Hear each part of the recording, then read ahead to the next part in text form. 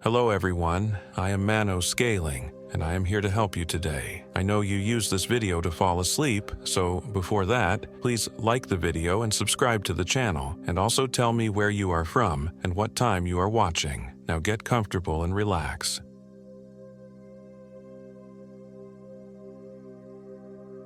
My name is Michael Williams and I am 28 years old.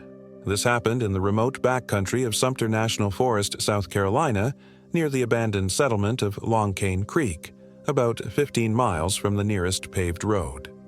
The four of us had been planning this trip for months. Jennifer Davis, my college roommate's sister, had found this supposedly pristine camping spot through some obscure hiking forum. She was the outdoorsy type, always posting Instagram photos from mountain peaks and hidden waterfalls. Brian Wright, my coworker from the accounting firm, needed to get away from his recent divorce papers. And Amanda Parker, Jennifer's best friend since high school, just wanted an excuse to use her expensive new camping gear. I should have known something was wrong when my GPS started glitching 20 minutes after we left the main forest road. The blue dot that represented our car began jumping erratically across the screen, sometimes showing us in completely different states. Jennifer laughed it off, waving her printed map. "Technology fails," she said, adjusting her designer hiking boots. "But paper maps are forever." The October air carried a strange metallic taste, like pennies left in your mouth too long. I kept noticing it as we hiked deeper into the forest, following what Jennifer insisted was a legitimate trail, but looked more like animal tracks to me. The trees grew denser with each step, their branches creating a canopy so thick that even at noon, the forest floor remained dim and mottled with shadows. Brian, huffing behind us with his overstuffed backpack, stopped every few minutes to check his phone. "Still no signal," he muttered. "How far are we going?" "Just another mile," Jennifer called back, though she'd been saying that for the past hour. She moved with an odd confidence, never hesitating at the numerous forks in the barely visible path. When I asked her how she knew the way, she paused and gave me a strange look, as if she'd forgotten the question by the time I finished asking it. "I just know," she said finally. The wrongness started small. Amanda's compass began spinning wildly, the needle never settling on any direction for more than a few seconds. Brian's expensive watch, which he'd been obsessively checking, had stopped working entirely, the digital display showing only strange symbols that looked almost like letters from some ancient alphabet. But it was the silence that bothered me most. In 15 years of hiking, I'd never experienced a forest so quiet. No bird calls, no rustling of small animals, not even the buzz of insects. Just our footsteps and increasingly labored breathing echoing among the trees. We finally reached Jennifer's perfect campsite, just as the sun began its descent toward the horizon. It was a small clearing beside what appeared to be the remnants of a creek bed, now just a depression filled with black, stagnant water that reflected nothing despite the sky above being partially visible through a gap in the canopy. "This is it," Jennifer announced with unsettling enthusiasm. "Isn't it beautiful?" Beautiful wasn't the word I would have chosen. The clearing felt wrong, like a scar in the forest. The grass grew in unnatural patterns, forming spirals that made my eyes water if I looked at them too long. Several trees around the perimeter had strange markings carved into their bark, not initials or graffiti, but symbols that seemed to shift and change when I wasn't looking directly at them. "Are you sure this is the right place?" Amanda asked, setting down her pack with obvious reluctance. "It feels off." "Off how?" Jennifer snapped, her voice carrying an edge I'd never heard before. "It's just a camping spot." But even as she said it, I watched her eyes dart around the clearing with what looked like recognition rather than discovery. She moved toward the dead water with purpose, as if she'd been here before. We set up camp as the light faded, working mostly in silence. Brian's tent collapsed twice before he finally got it stable, cursing under his breath about the cheap piece of shit he'd bought, though I'd seen him use the same tent successfully many times before. Amanda's sleeping bag, brand new and top of the line, had somehow developed a 6-inch tear along the side seam. I tried to start a fire as full darkness settled over us, but the wood refused to catch. Even dry kindling I'd brought from home just smoldered and died, producing smoke that burned my throat and made my eyes stream. The smell was wrong too. Not wood smoke, but something chemical and organic at the same time, like burning hair mixed with rotten eggs. "Forget the fire," Jennifer said from somewhere behind me. Her voice sounded different in the darkness, flatter somehow. "We don't need it." I turned to look at her, but she'd moved away from the camp's center, becoming just another shadow among the trees. When I called her name, she didn't respond. That first night, none of us slept well. I lay in my tent listening to sounds that didn't belong in any forest I knew. Soft scratching against the tent fabric like fingernails dragging across nylon. Whispers in a language I couldn't identify, coming from multiple directions at once. At one point, I could have sworn I heard Jennifer's voice outside my tent, calling my name. But when I unzipped the flap to look, there was nothing but darkness so complete it seemed solid. In the morning, Brian's sleeping bag was empty but unzipped from the inside. We found him standing waist-deep in the stagnant water, staring up at the gray sky with an expression of perfect blankness. When we called to him, he turned slowly, as if moving through molasses. "The water's warm," he said, his voice utterly flat. "You should come in." Amanda grabbed my arm, her fingernails digging into my skin. "That's not Brian," she whispered. But it was Brian. Same face, same voice, same scar on his chin from a childhood accident. Everything was exactly right except for his eyes, which reflected the gray sky like the water he stood in. "Brian, get out of there," I called. "That water could be contaminated." He tilted his head, studying me with those wrong eyes. "Contaminated with what, Michael?" The way he said my name made my skin crawl. Too careful, too precise, like someone learning to speak for the first time. He eventually came out of the water, moving with that same liquid slowness. His clothes should have been soaking wet, but they were merely damp, as if the water had somehow refused to cling to him. As he walked past me toward his tent, I caught a scent that made my stomach lurch, the smell of something dead that had been underwater too long. "We should leave," Amanda whispered as Brian disappeared into his tent. "Something's wrong with him." But Jennifer, who had been silent through the entire exchange, suddenly spoke up. "We can't leave yet. We haven't found what we came for." "What we came for?" I stared at her. "We came for a camping trip." She looked at me with the same blank expression Brian had worn, though her eyes hadn't changed yet. "Did we?" The second day blurred together in a series of increasingly disturbing events. Our food supplies, carefully packed in sealed containers, had somehow gone rotten overnight. The smell was overwhelming, not just spoiled, but actively putrid, as if the food had been decaying for weeks. When I opened my backpack to retrieve fresh clothes, I found them damp and stained with something dark that smelled like the stagnant water. Brian spent most of the day sitting by the water's edge, occasionally dipping his hands in and bringing them to his mouth as if drinking. When I approached him to ask if he was feeling all right, he looked up at me with those reflective eyes and smiled. It was Brian's smile, but it lasted too long and showed too many teeth. "I feel wonderful," he said, "better than I have in years." Jennifer had become increasingly agitated as the day wore on, pacing the perimeter of the clearing and muttering to herself. I caught fragments of what sounded like instructions or directions, but in that same unknown language I'd heard during the night. When Amanda tried to talk to her, Jennifer turned with a snarl, her face twisted into an expression of pure rage that was gone so quickly I almost thought I'd imagined it. "Leave me alone," Jennifer said, her voice returning to normal. "I'm trying to concentrate." "Concentrate on what?" Amanda demanded. But Jennifer had already turned away, continuing her circuit of the clearing. That afternoon, while Brian continued his vigil by the water and Jennifer paced like a caged animal, Amanda and I tried to figure out how to leave. The problem was that none of us could agree on which direction we'd come from.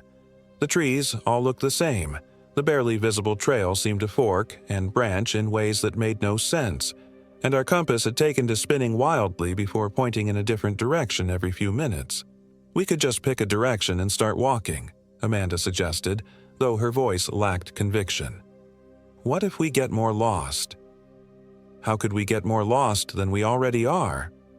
She had a point, but as I looked around the clearing, trying to identify any landmark that might guide us home, I realized something that made my blood turn cold. The markings on the trees had changed. Where there had been simple carved symbols the day before, now there were elaborate patterns covering entire trunks, spiraling upward until they disappeared into the canopy above. And they were fresh, the bark around them still weeping sap.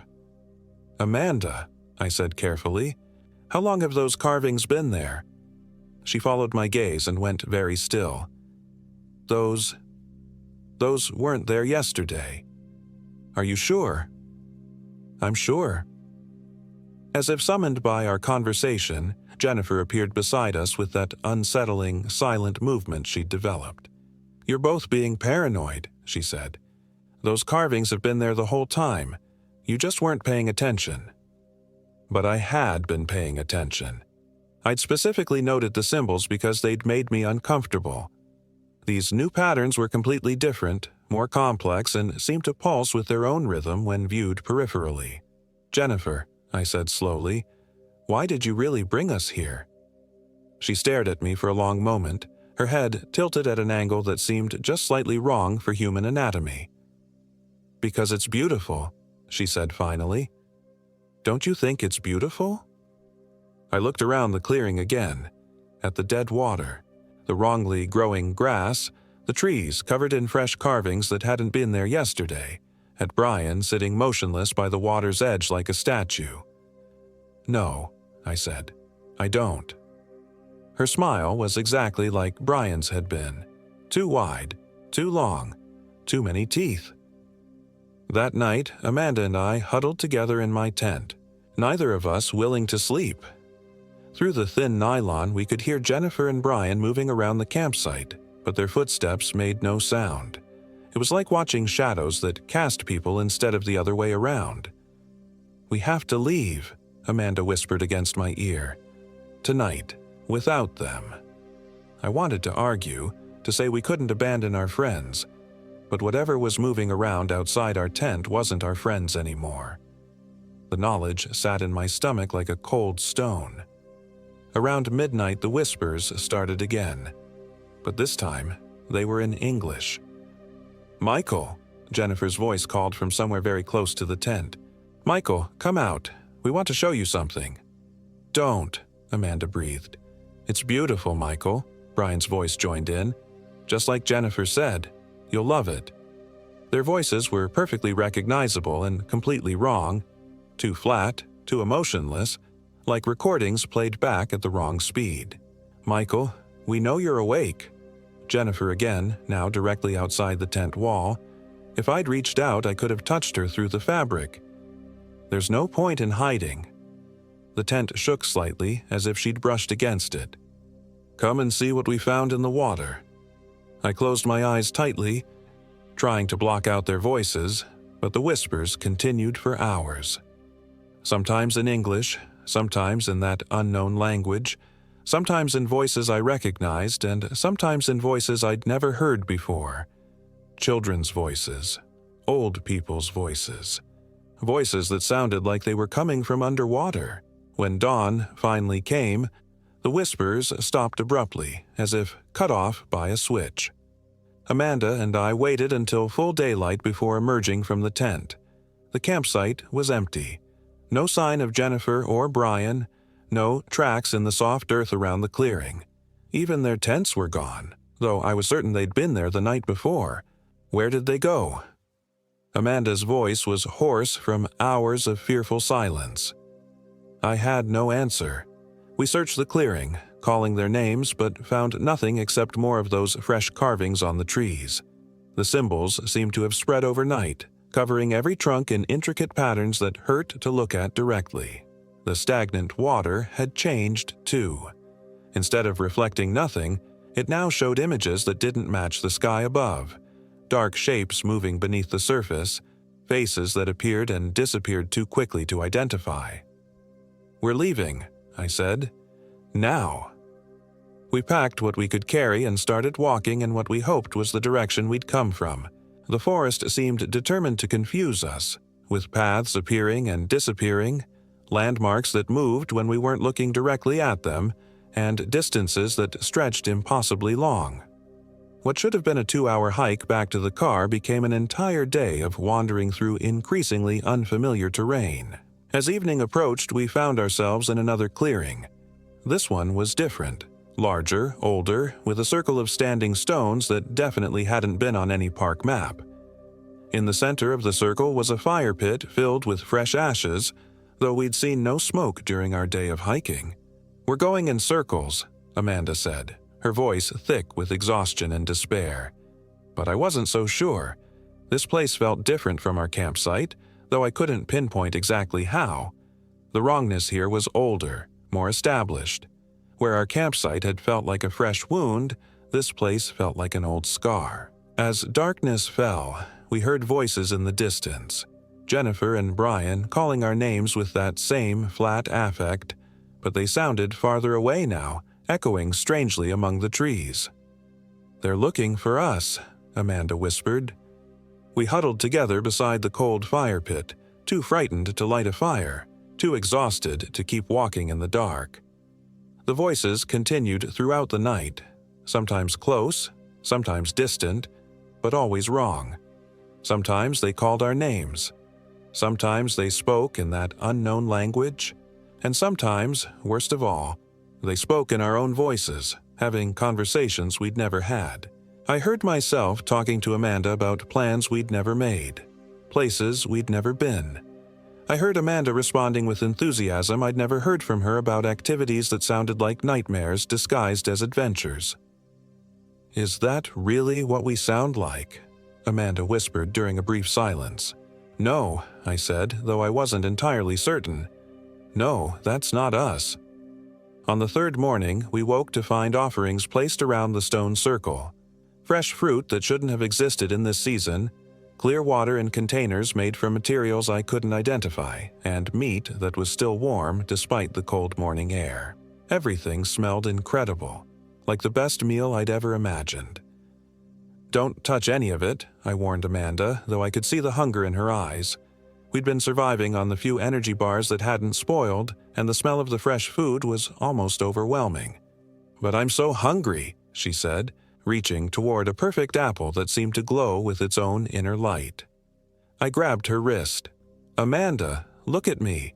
Look at my eyes."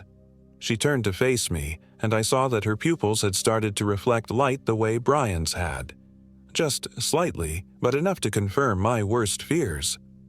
"We can't eat any of this," I said firmly. "Whatever's happening here, it's spreading. We have to resist it." She blinked, and for a moment her eyes were normal again.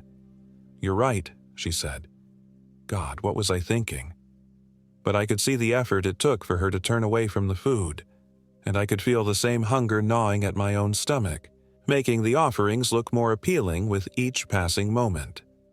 We left the stone circle and continued searching for a way out of the forest. But with each hour that passed, Amanda grew quieter and more distant. She started lagging behind, stopping to examine plants and stones with an intensity that seemed unnatural. When I called to her to keep moving, she would look at me with confusion, as if she'd forgotten where we were going. "I feel strange," she admitted during one of our brief rests. "Like I'm remembering things that haven't happened yet." "What kind of things?" "Living here, in the forest. It's so peaceful. Michael. So quiet and beautiful. No stress, no deadlines, no worries about money or relationships or any of the things that used to matter." The way she said, "used to matter," made my skin crawl. "Those things still matter," I insisted. "We have lives outside this place. Jobs, families, responsibilities." She looked at me with that same blank expression Jennifer and Brian had worn. do we? That afternoon, I realized we were being followed. Not by Jennifer and Brian. Their voices had faded to distant echoes that might have been wind through the trees. This was something else. Something that moved just outside my peripheral vision and left footprints that were almost, but not quite, human. The tracks appeared in soft earth and mud patches throughout the forest. 5 toes like a human foot, but too long, with claw marks at the tips. They followed our path exactly, sometimes overlapping our own footprints as if whatever made them was testing the places we'd stepped. "Amanda," I said quietly, "don't look around, but I think something's following us." She stopped walking and turned to scan the forest. "I don't see anything." I said, "Don't look around." "Why not?" She tilted her head with that same wrong angle Jennifer had used. "If something's following us, shouldn't we know what it is?" Before I could stop her, she cupped her hands around her mouth and called out, "Hello! We know you're there. Why don't you come out and say hello?" Her voice echoed through the trees, and for a moment the forest was perfectly silent.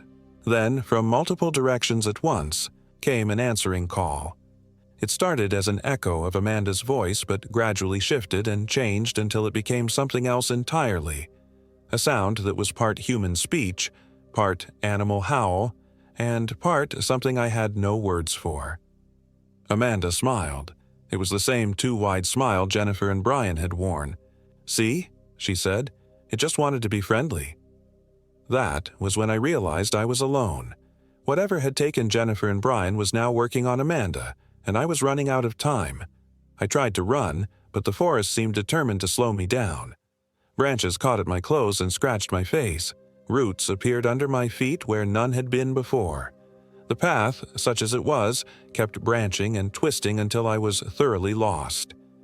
Behind me, I could hear Amanda calling my name, but her voice was changing with each call, becoming flatter and more emotionless. Sometimes other voices joined her. Jennifer and Brian, and others I didn't recognize. A chorus of wrong voices all calling my name with that same dead effect. I stumbled into a third clearing just as the sun was setting. This one was different from the others, smaller, more recent. The grass was trampled, and there were the remains of a fire pit, but it was clearly man-made rather than the ancient stone circle we'd found the night before. More importantly, there were fresh tire tracks leading away from the clearing toward what looked like an actual road. I followed the tracks, half running despite my exhaustion. The voices behind me grew louder and more insistent, but they seemed unable to follow me beyond the clearing. As I reached the tree line and saw the blessed sight of a paved road, the voices cut off abruptly as if they'd hit some invisible barrier. I flagged down the first car I saw, a pickup truck driven by a local man who took one look at my condition and immediately called the police. When the search and rescue teams went looking for my friends, they found nothing. No campsite, no stone circle, no stagnant water. According to their GPS records, they searched every accessible area within a 50-mile radius of where I said we'd been.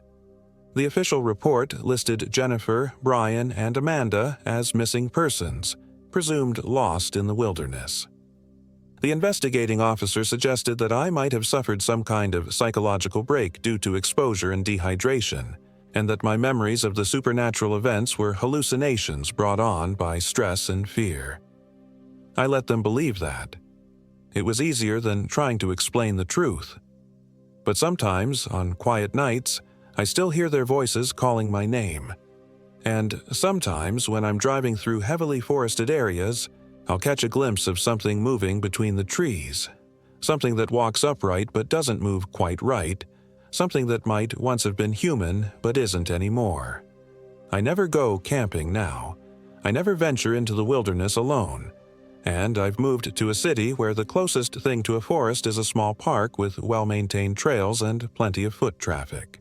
Because I know they're still out there, somewhere in the deep woods of South Carolina, still calling my name, still waiting for me to come back and join them in whatever they've become. And the worst part? Sometimes, in the darkest hours of the night, I find myself wanting to answer.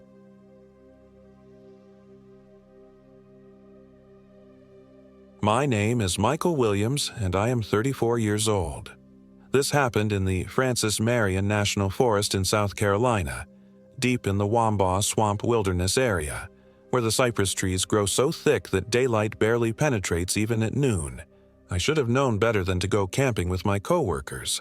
David Jones had been pushing the idea for months at our insurance office in Charleston, claiming we all needed to disconnect from the digital world and reconnect with nature. Christopher Hernandez was immediately on board. He'd been going through a messy divorce and seemed desperate for any distraction. Jennifer Williams, despite sharing my last name, wasn't related to me, but she was always up for adventure. She'd grown up hunting with her father and was probably the most outdoorsy person among us. Me? I was the reluctant fourth. I'd much rather spend my weekend playing video games or binge-watching Netflix, but peer pressure and Jennifer's infectious enthusiasm eventually wore me down. Plus, David had already reserved the campsite deep in the wilderness area, a place called Bacon's Bridge that required a 3-mile hike from the nearest parking area. The drive from Charleston took about an hour, and with each mile, the suburban sprawl gave way to endless pine forests and Spanish moss-draped oaks. The October air was crisp, carrying the earthy smell of decomposing leaves and that distinctive South Carolina swamp funk. A mixture of stagnant water, rich soil, and something else I couldn't quite identify. We parked at the trailhead around 2 p.m. on a Friday afternoon. The parking area was empty except for a rusted-out pickup truck that looked like it had been there for years. Jennifer frowned at it as we shouldered our packs. "That's weird," she muttered, checking her GPS watch. According to the Forest Service website, this area doesn't get much traffic, especially this late in the season. David was already adjusting his brand-new hiking gear. Everything still had tags and looked like it came straight from an REI catalog. "Maybe it's a ranger's truck," he said with forced cheerfulness. "Come on, guys. This is going to be amazing. When's the last time any of us spent a night without Wi-Fi?" Christopher didn't answer. He'd been quiet during the drive, staring out the window with the hollow expression he'd worn since his wife filed the papers. The divorce was nasty. She was trying to take everything, including custody of their 8-year-old daughter, Emma. I could see the stress eating him alive, the way his hands shook when he thought no one was looking. The trail started innocuously enough, winding through typical low-country forest. But as we hiked deeper, the terrain began to change. The ground grew softer, squishier under our boots. The trees pressed closer together, their canopy so dense that our flashlights were barely necessary, even though the sun was already sinking toward the horizon. "How much further?" Christopher asked after about an hour of hiking. Sweat beaded on his forehead despite the cool air. David consulted his phone, then frowned. "GPS says we should be there already, but—" He held up the device, showing us a screen full of static. "Signal must be worse than I thought out here." Jennifer pulled out her own phone and a paper map. "Dead zone," she confirmed. "But according to this map, we should hit Bacon's Bridge in another mile or so." That's when I noticed the smell getting stronger. Not just swamp funk, but something rotten, sweet and cloying, like flowers left too long in stagnant water. I mentioned it to the others, but they just shrugged it off. "Probably just a dead deer or something," David said. "Circle of life, right?" But the smell kept getting worse. By the time we reached our campsite, a small clearing beside a sluggish Blackwater Creek that must have been Bacon's Bridge, the stench was almost overwhelming. Jennifer wrinkled her nose as she dropped her pack. Jesus, what died out here? The campsite itself looked wrong somehow. The fire ring was already there, which was normal, but the stones were arranged in a perfect circle, almost ritualistically. Scratches covered the bark of the surrounding trees. Not claw marks from bears or other animals, but deliberate gouges that formed symbols I didn't recognize. "Local kids, probably," Christopher said when I pointed them out, but his voice lacked conviction. We set up our tents as the sun disappeared completely, working by headlamp. The darkness fell faster than it should have, swallowing the forest like a living thing. The normal sounds you'd expect: insects, night birds, small animals rustling through the underbrush, were completely absent. The only sound was the soft gurgling of the creek and our own breathing. David struggled to get the campfire started. The kindling was dry, the technique was right, but the flames kept sputtering out as if something was actively extinguishing them. When they finally caught, the fire burned an odd bluish color that cast dancing shadows that seemed to move independently of the flames. "Must be minerals in the wood," Jennifer said, but she sounded uncertain. We cooked our freeze-dried meals in relative silence, each of us lost in our own thoughts. The fire provided some comfort, but its light seemed to push the darkness back only a few feet before being swallowed completely. Beyond that narrow circle of visibility, anything could be watching us. Christopher was the first to voice what we were all thinking. "This place feels wrong," he said quietly, stirring his chicken and rice without eating. "Like we're not supposed to be here." "It's just the isolation," David said, but he kept glancing over his shoulder into the trees. "We're city people. This is natural." But it wasn't natural. As the night wore on, the wrongness became more pronounced. Our food started tasting metallic, as if the cans had been contaminated. The water from our bottles, which had been fine that afternoon, now had a brackish flavor that made me gag. Even the air felt different. Thicker, almost viscous, like breathing through wet cotton. Around 10 p.m. we heard the first sound from the darkness, a low moan, almost human, but not quite.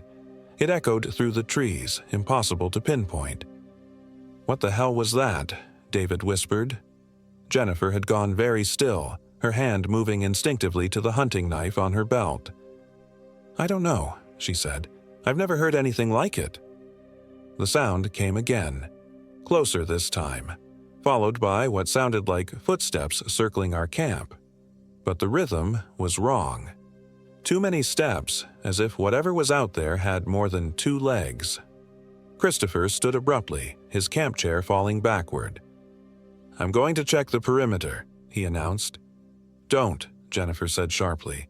"Whatever's out there, we stay together." But Christopher was already grabbing his flashlight. "I'm not going to sit here like a scared rabbit," he said. The strain of the past few months had pushed him to a breaking point where rational fear had been replaced by reckless aggression. He disappeared into the trees before any of us could stop him. We called after him, but he didn't respond. For 20 minutes we sat by the fire listening to the sound of his footsteps moving through the underbrush, getting fainter and fainter until they disappeared entirely. "Chris!" David shouted into the darkness. "Get back here!" No response. Jennifer was pacing now, her knife drawn. "We need to go after him," she said. "No," I said firmly. "We stay put. He'll come back." But as the minutes turned into an hour, then 2, it became clear that something had gone very wrong. We took turns calling his name, but the forest swallowed our voices like it had swallowed Christopher himself. "Maybe he got lost," David suggested. "Turned around in the dark." "Chris grew up hunting," Jennifer replied. "He knows how to navigate." Around 2 a.m. we heard footsteps returning. Slow, deliberate, coming from the same direction Christopher had gone. We all breathed a sigh of relief. "Chris," David called out. "Thank God, man. We were worried sick." The footsteps stopped just at the edge of our firelight. A figure stood in the shadows between 2 trees, the right height and build to be Christopher wearing his same clothes. "Chris," Jennifer said more quietly. "You okay, buddy?" He stepped into the light, and that's when I saw that something was fundamentally wrong. It looked like Christopher. Same face, same brown hair, same hiking clothes. But his eyes were different. They reflected the firelight like an animal's, and they never blinked. Not once. "I'm fine," he said, but his voice was flat, emotionless. "Just needed some air." He sat down in his camp chair as if nothing had happened, but he moved wrong. Too fluid, like his joints didn't work the same way anymore. And he was smiling. A wide, constant grin that never wavered, even when he wasn't speaking. "Where did you go?" Jennifer asked. "We've been calling for hours." "Just walked," Christopher Thing replied. Needed to think. David seemed oblivious to the wrongness. Well, next time let us know, okay? We were about to send out a search party. But Jennifer had noticed, too.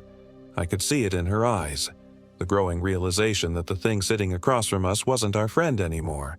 It wore his face, but whatever looked out through those reflective eyes was something else entirely.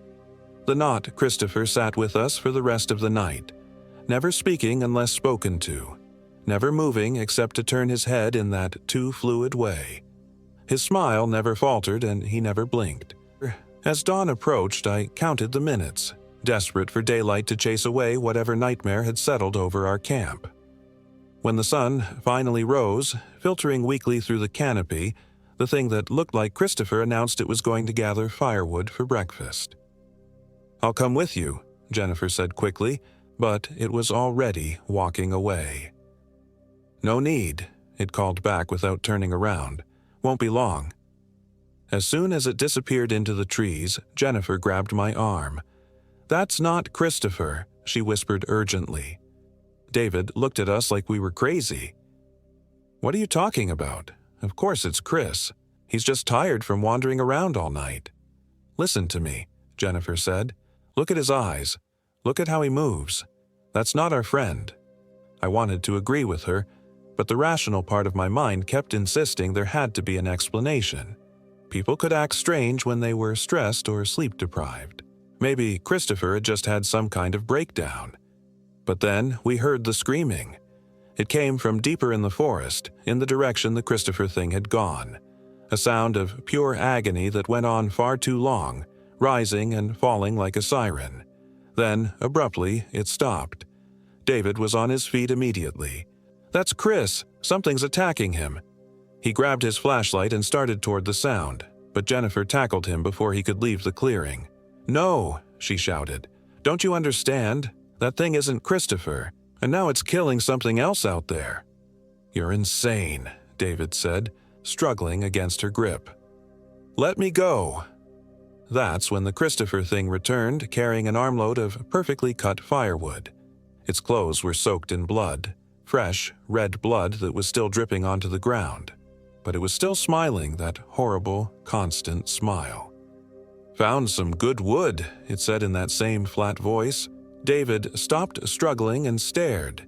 Even he couldn't ignore the blood now. Chris, he said slowly, what happened to you? Why are you covered in blood? The thing tilted its head like a curious dog. Blood? It said. Then it looked down at itself as if noticing the stains for the first time. Oh, that. It didn't offer any explanation. Just started arranging the wood in the fire ring with movements that were too precise, too mechanical. Jennifer was backing away, pulling me with her. We need to get out of here, she whispered. Right now. But before we could move, the Christopher thing straightened up and looked directly at us. Its smile widened, showing far too many teeth. Where are you going? It asked. We're having such a nice camping trip. David was still frozen in place, staring at the blood-soaked thing that had been his friend. Chris, please, what's wrong with you? What happened out there? The thing that wore Christopher's face tilted its head the other way. Nothing's wrong, it said. I'm perfectly fine. Better than fine, actually. I feel free. As it spoke, something began to change in its features. The skin seemed to shift and ripple as if something underneath was trying to push its way out. Its jaw unhinged slightly, and I could see rows of needle-sharp teeth behind the human ones. Jennifer didn't wait to see what happened next. She grabbed our packs and started running toward the trail, pulling me along. Behind us, I heard David screaming. Not words, just raw terror. I looked back once and immediately wished I hadn't. The Christopher thing had David pinned to the ground, its jaw opened impossibly wide. The sound of tearing flesh followed us into the trees. We ran blindly through the forest, crashing through underbrush and splashing across hidden streams. Jennifer led the way, her hunting experience showing as she navigated obstacles that would have left me hopelessly lost. Behind us, something was following. Not running, but moving with that same fluid, inhuman gait. It didn't seem to be in any hurry, as if it knew we couldn't escape. After what felt like hours but was probably only minutes, Jennifer stopped beside a massive fallen log. We crouched behind it, trying to control our breathing while we listened for pursuit. "What the hell was that thing?" I whispered. "I don't know," Jennifer replied, checking her knife. "But it's not Christopher. Christopher is dead." The implication hit me like a physical blow. Our friend was gone, had probably been dead since the moment he walked into those trees. Whatever had come back was just wearing his skin. "We need to get to the car," I said. "Get back to civilization and call the police." Jennifer nodded, pulling out her compass. "Trail should be about half a mile east of here. We can circle around, avoid going back through the campsite." But as we started moving again, the forest itself seemed to work against us. Paths that should have led to the trail instead curved back on themselves. The compass needle spun wildly, unable to find magnetic north. Our GPS devices showed nothing but static, and the paper map might as well have been written in a foreign language for all the sense it made. "This is impossible," Jennifer muttered after we'd been walking for what felt like hours. "We should have hit the trail by now." That's when we heard it calling to us. "Mike! Jen!" It was using Christopher's voice, but there was something wrong with the inflection, as if it were reading from a script. "Where are you guys? I found David. He's hurt." The voice seemed to come from every direction at once, echoing off the trees in a way that made it impossible to locate. Jennifer grabbed my arm and pressed a finger to her lips. "He's bleeding really bad," the voice continued. "I need help carrying him." For a moment, I almost believed it. The human mind wants to accept the familiar, to rationalize away the impossible. Maybe I'd been wrong. Maybe Christopher really had been attacked by something, and now he needed our help. But then I remembered the blood on its clothes, the way its jaw had unhinged, the sound David had made as he died. The calling continued for the better part of an hour, growing increasingly frustrated. Sometimes it used Christopher's voice, sometimes David's, once even my own mother's voice somehow, begging me to come home. But we stayed hidden, and eventually the voices faded away. As night fell again, we found ourselves back at the edge of the same clearing where we'd camped. Our tents were still there, but they'd been shredded from the inside, as if something with claws had torn its way out. The fire ring had been destroyed, the stones scattered and stained with something dark. David's body was nowhere to be seen. "We're trapped," Jennifer said quietly. "It's hurting us, playing with us." She was right. Whatever this thing was, it had intelligence. It knew these woods better than we did, could manipulate them somehow to keep us from leaving. We were mice in a maze, and it was the scientist watching us run. "There has to be a way out," I said, but my voice lacked conviction. That's when we heard the footsteps again. Slow, deliberate, circling our hiding spot. The Christopher thing had found us. "I know you're there," it called in that flat, emotionless voice. "Why are you hiding from me? We're friends." It stepped into the clearing, and in the pale moonlight I could see that its transformation was accelerating. The human features were sliding and shifting like melting wax. Its limbs had lengthened, becoming spindly and wrong. But the worst part was that it was still wearing Christopher's clothes, still had his wallet in its back pocket, still wore his wedding ring. "Come out," it said. "Let's finish our camping trip." Jennifer made a decision that probably saved both our lives. Instead of continuing to hide, she burst from our cover with her hunting knife raised, screaming a war cry that echoed through the trees. The thing was caught off guard. It had been expecting us to cower, not attack. She managed to drive the blade deep into its chest before it reacted. Black fluid spurted from the wound, hissing like acid where it hit the ground. The creature shrieked, not with Christopher's voice anymore, but with something inhuman and ancient. It backfired Jennifer with one elongated arm, sending her flying into a tree with a sickening crack. But the damage was done. The knife wound had destabilized whatever supernatural force was holding its stolen form together. As I watched in horror and fascination, the Christopher shape began to dissolve. The skin sloughed off in sheets, revealing something underneath that my mind refused to process. Too many angles, too many teeth, eyes that opened and closed in places they shouldn't exist. But it was wounded now, weakened. For the first time since this nightmare began, I felt a spark of hope. Jennifer was unconscious but breathing. I grabbed her under the arms and started dragging her away from the dissolving creature. It tried to follow, but its movements were clumsy now, uncoordinated. Whatever it really was, maintaining the human disguise had required enormous energy. I don't remember much about the next few hours. I stumbled through the forest, half carrying Jennifer, following what I hoped was the right direction. My cell phone, which had been dead for a day, suddenly flickered back to life as dawn approached, showing a weak signal. The 911 call is a matter of public record now.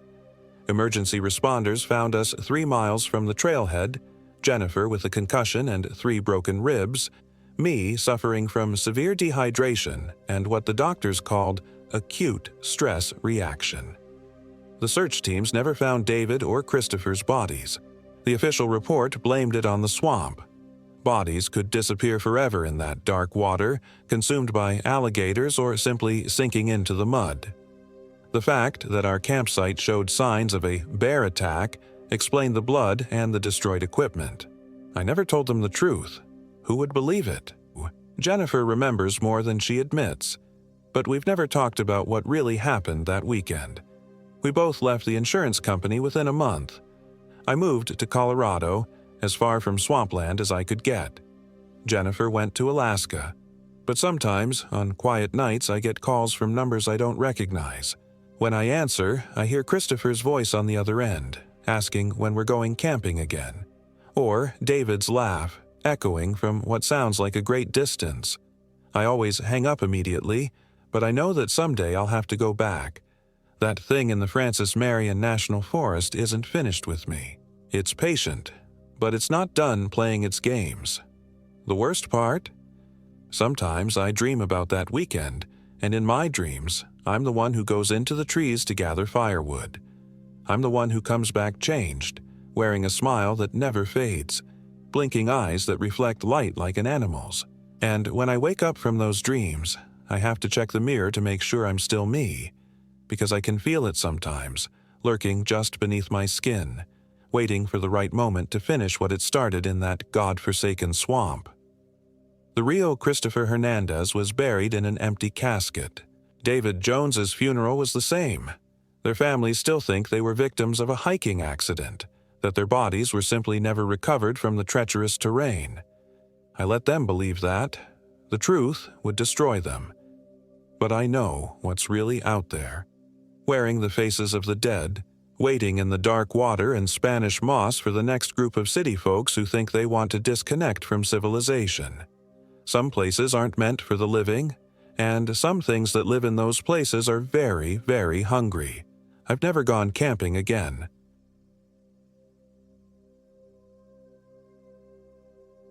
My name is Michael Williams, and I am 29 years old.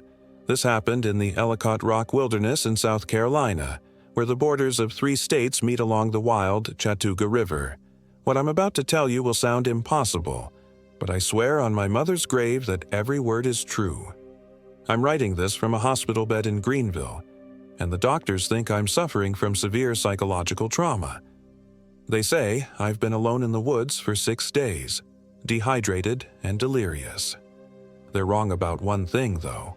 I wasn't alone. Sarah Rodriguez had been my girlfriend for 3 years. We met at a coffee shop in Columbia where she was reading Thoreau's Walden, while I was trying to grade papers for the high school English classes I taught. She was 26, with the kind of dark eyes that seemed to hold secrets and a laugh that could make you forget your own name. Sarah worked as a graphic designer for a local marketing firm, but her real passion was photography. She'd spend weekends capturing abandoned buildings, wild landscapes, anything that told a story of decay or endurance.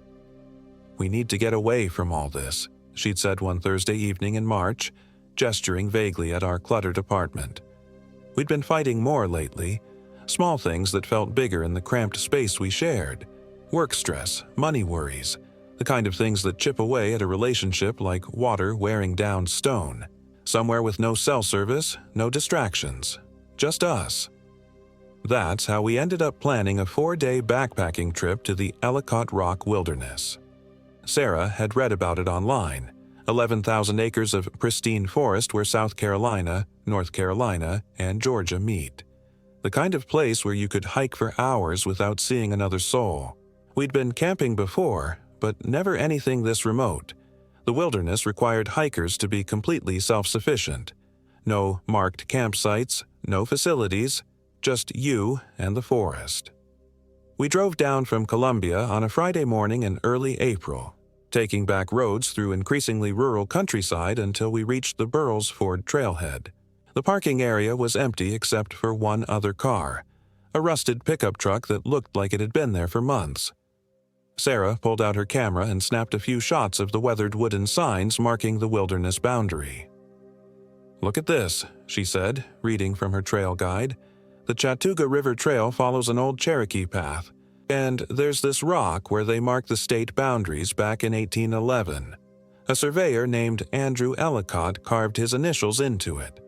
I shouldered my pack, feeling the familiar weight of 4 days' worth of food and gear.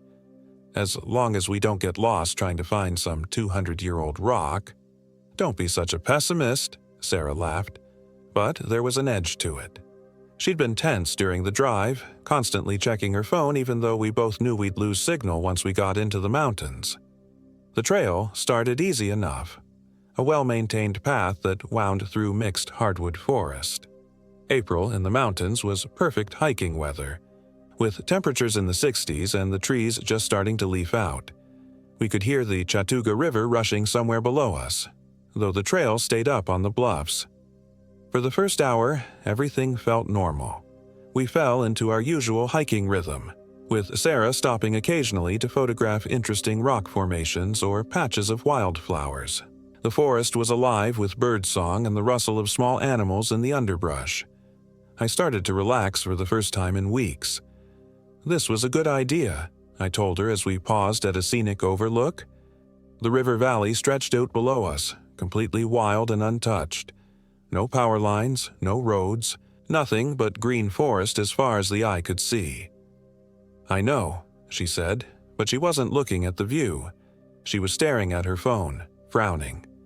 "That's weird. I had 2 bars back at the trailhead, but now it's showing no signal at all. That's kind of the point, isn't it?"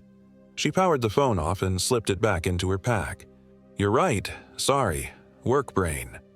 We hiked deeper into the wilderness, following the blazed trail as it descended toward the river. The forest grew denser, older. Massive hemlocks and white pines created a canopy so thick that the afternoon light filtered down in scattered beams. The air smelled of rich earth and the green smell of growing things. It was around 3 o'clock when we reached the river for the first time. The Chattooga was bigger than I'd expected, maybe 40 feet wide, with clear water rushing over rounded boulders. The sound was constant, a white noise that seemed to absorb all other sounds. We stopped to fill our water bottles and check the map. "According to this, we're about 3 miles in," Sarah said. "There should be some decent camping spots another mile or 2 upstream." That's when I noticed something odd. My GPS watch, which had been tracking our route perfectly, was showing our location as a blue dot in the middle of blank space, like we'd walked off the edge of the world. "Hey, look at this," I said, showing her the watch face. Sarah studied it, her brow furrowed. "Maybe the mountains are interfering with the satellite signal." "Maybe." But it bothered me. The watch was supposed to work anywhere on Earth. I'd used it in the Rockies. In Yellowstone, places way more remote than this. We continued upstream, following a path that was less well-maintained now.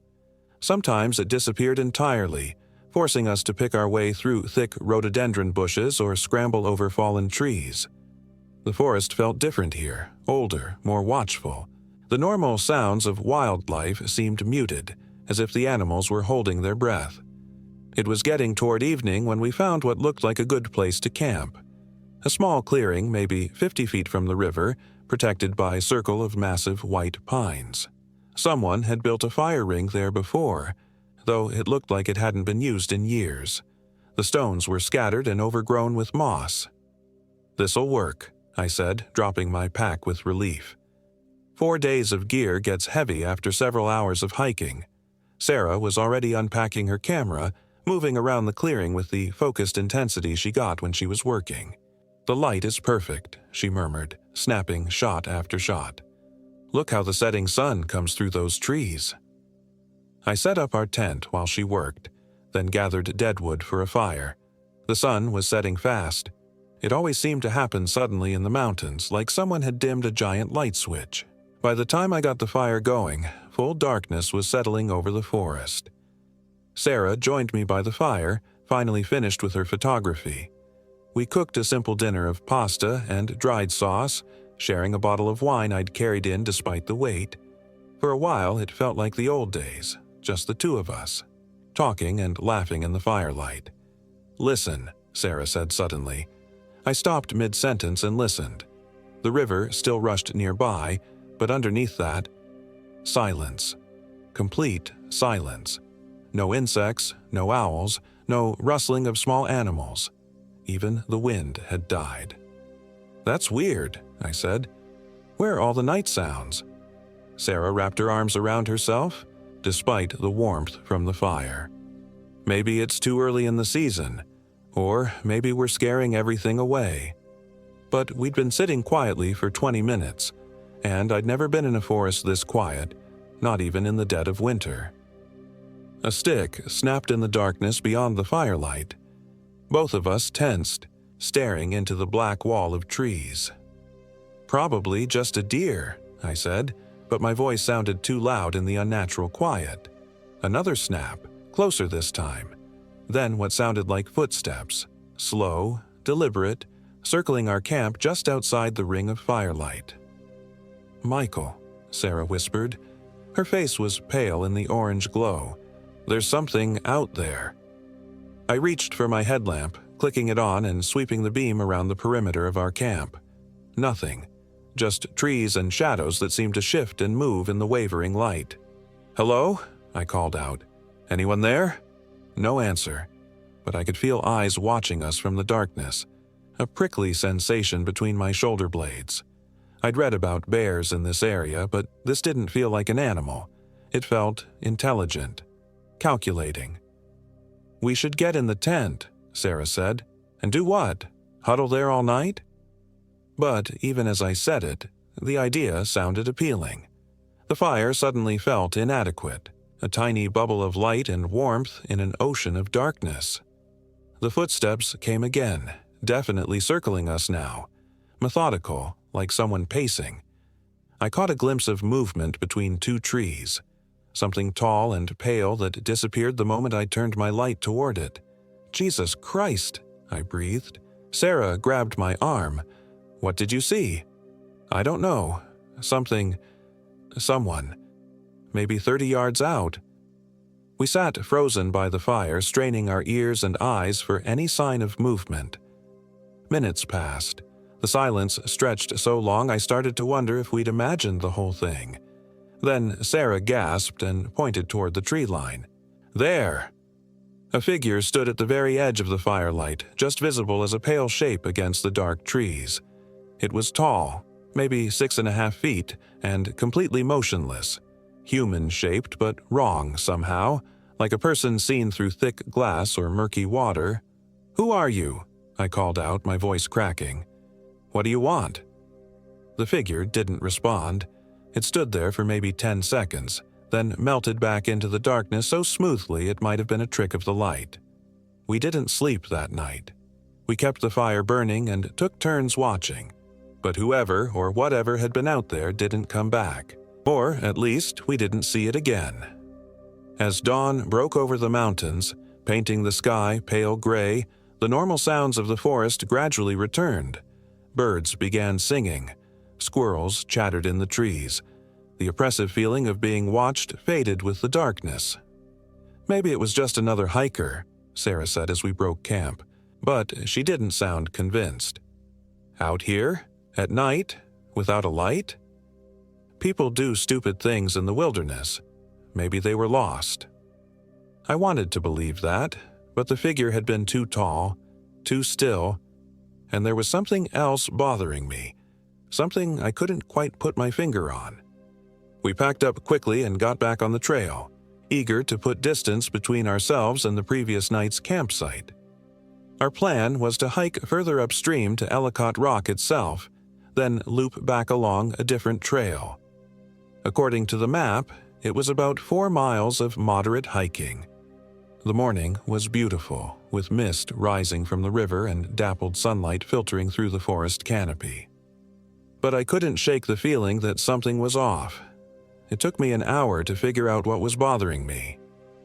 "Sarah," I said as we stopped for a water break, "what time did we see that figure last night?" She thought for a moment. "Maybe 10 o'clock? Why?" I looked at my watch. The display showed 9:47 a.m., but that couldn't be right. We'd broken camp at first light around 7:30, and we'd been hiking for at least an hour and a half. "My watch is acting up," I said, showing her the display. "Mine too." She pulled out her phone, even though she knew it had no signal. The screen showed 8:23 a.m. That's impossible. We've been hiking for over an hour. A chill ran down my spine that had nothing to do with the morning air. Time couldn't just skip, could it? "Maybe the altitude is affecting the electronics," Sarah suggested, but she looked as unsettled as I felt. We kept hiking, but I found myself checking my watch obsessively.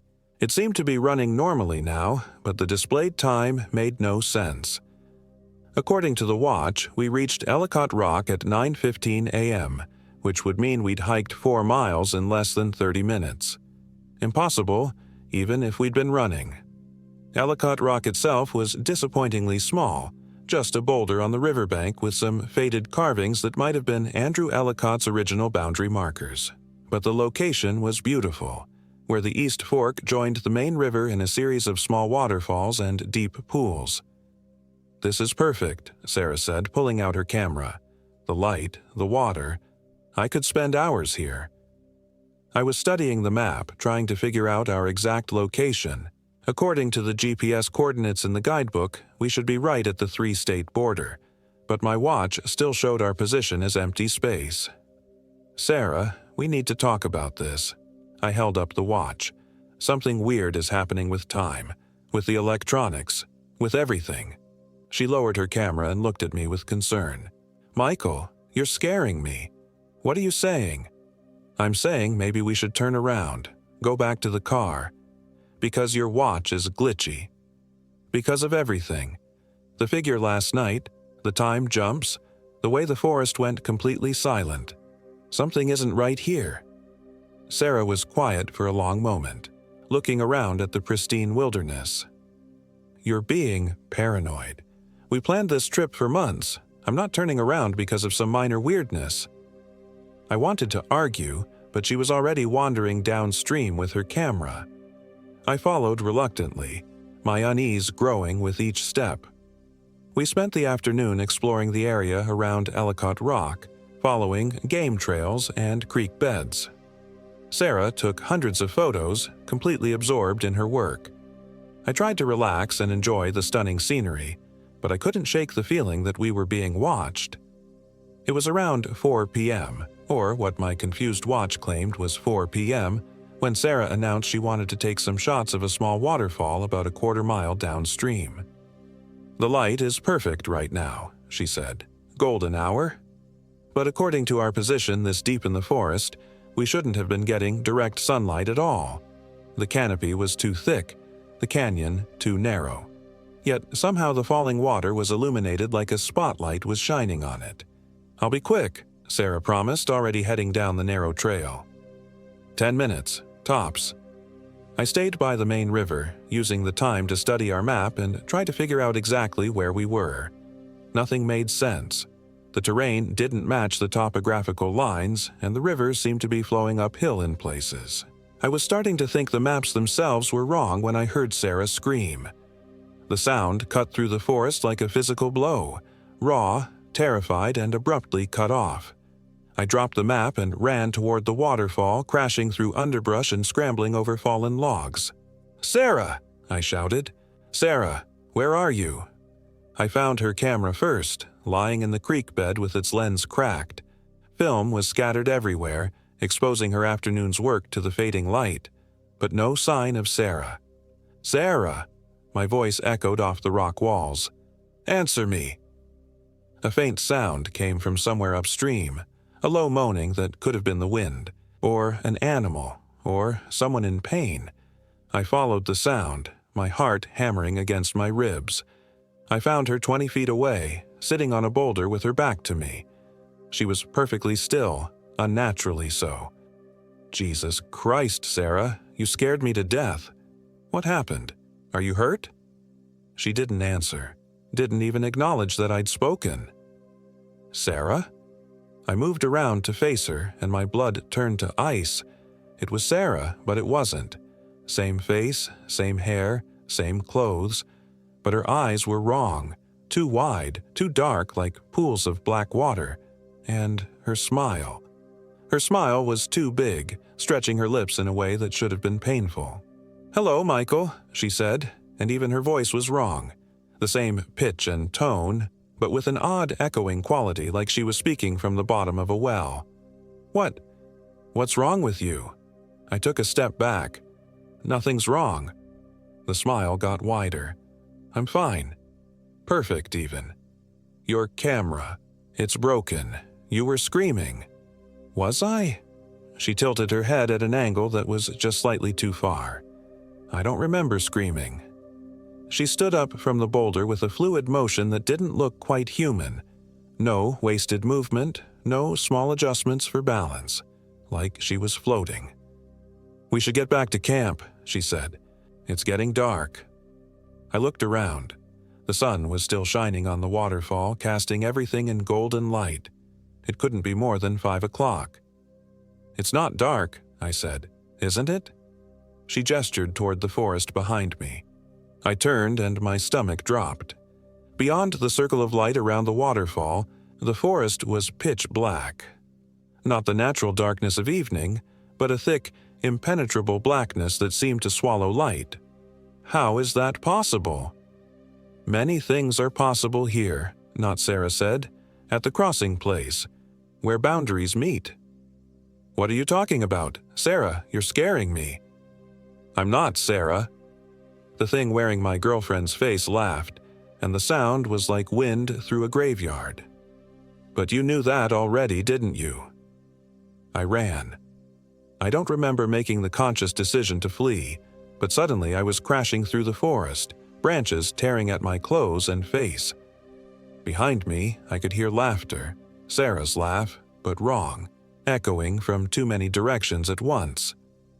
"Where are you going, Michael?" The voice seemed to come from everywhere. "You can't leave me here."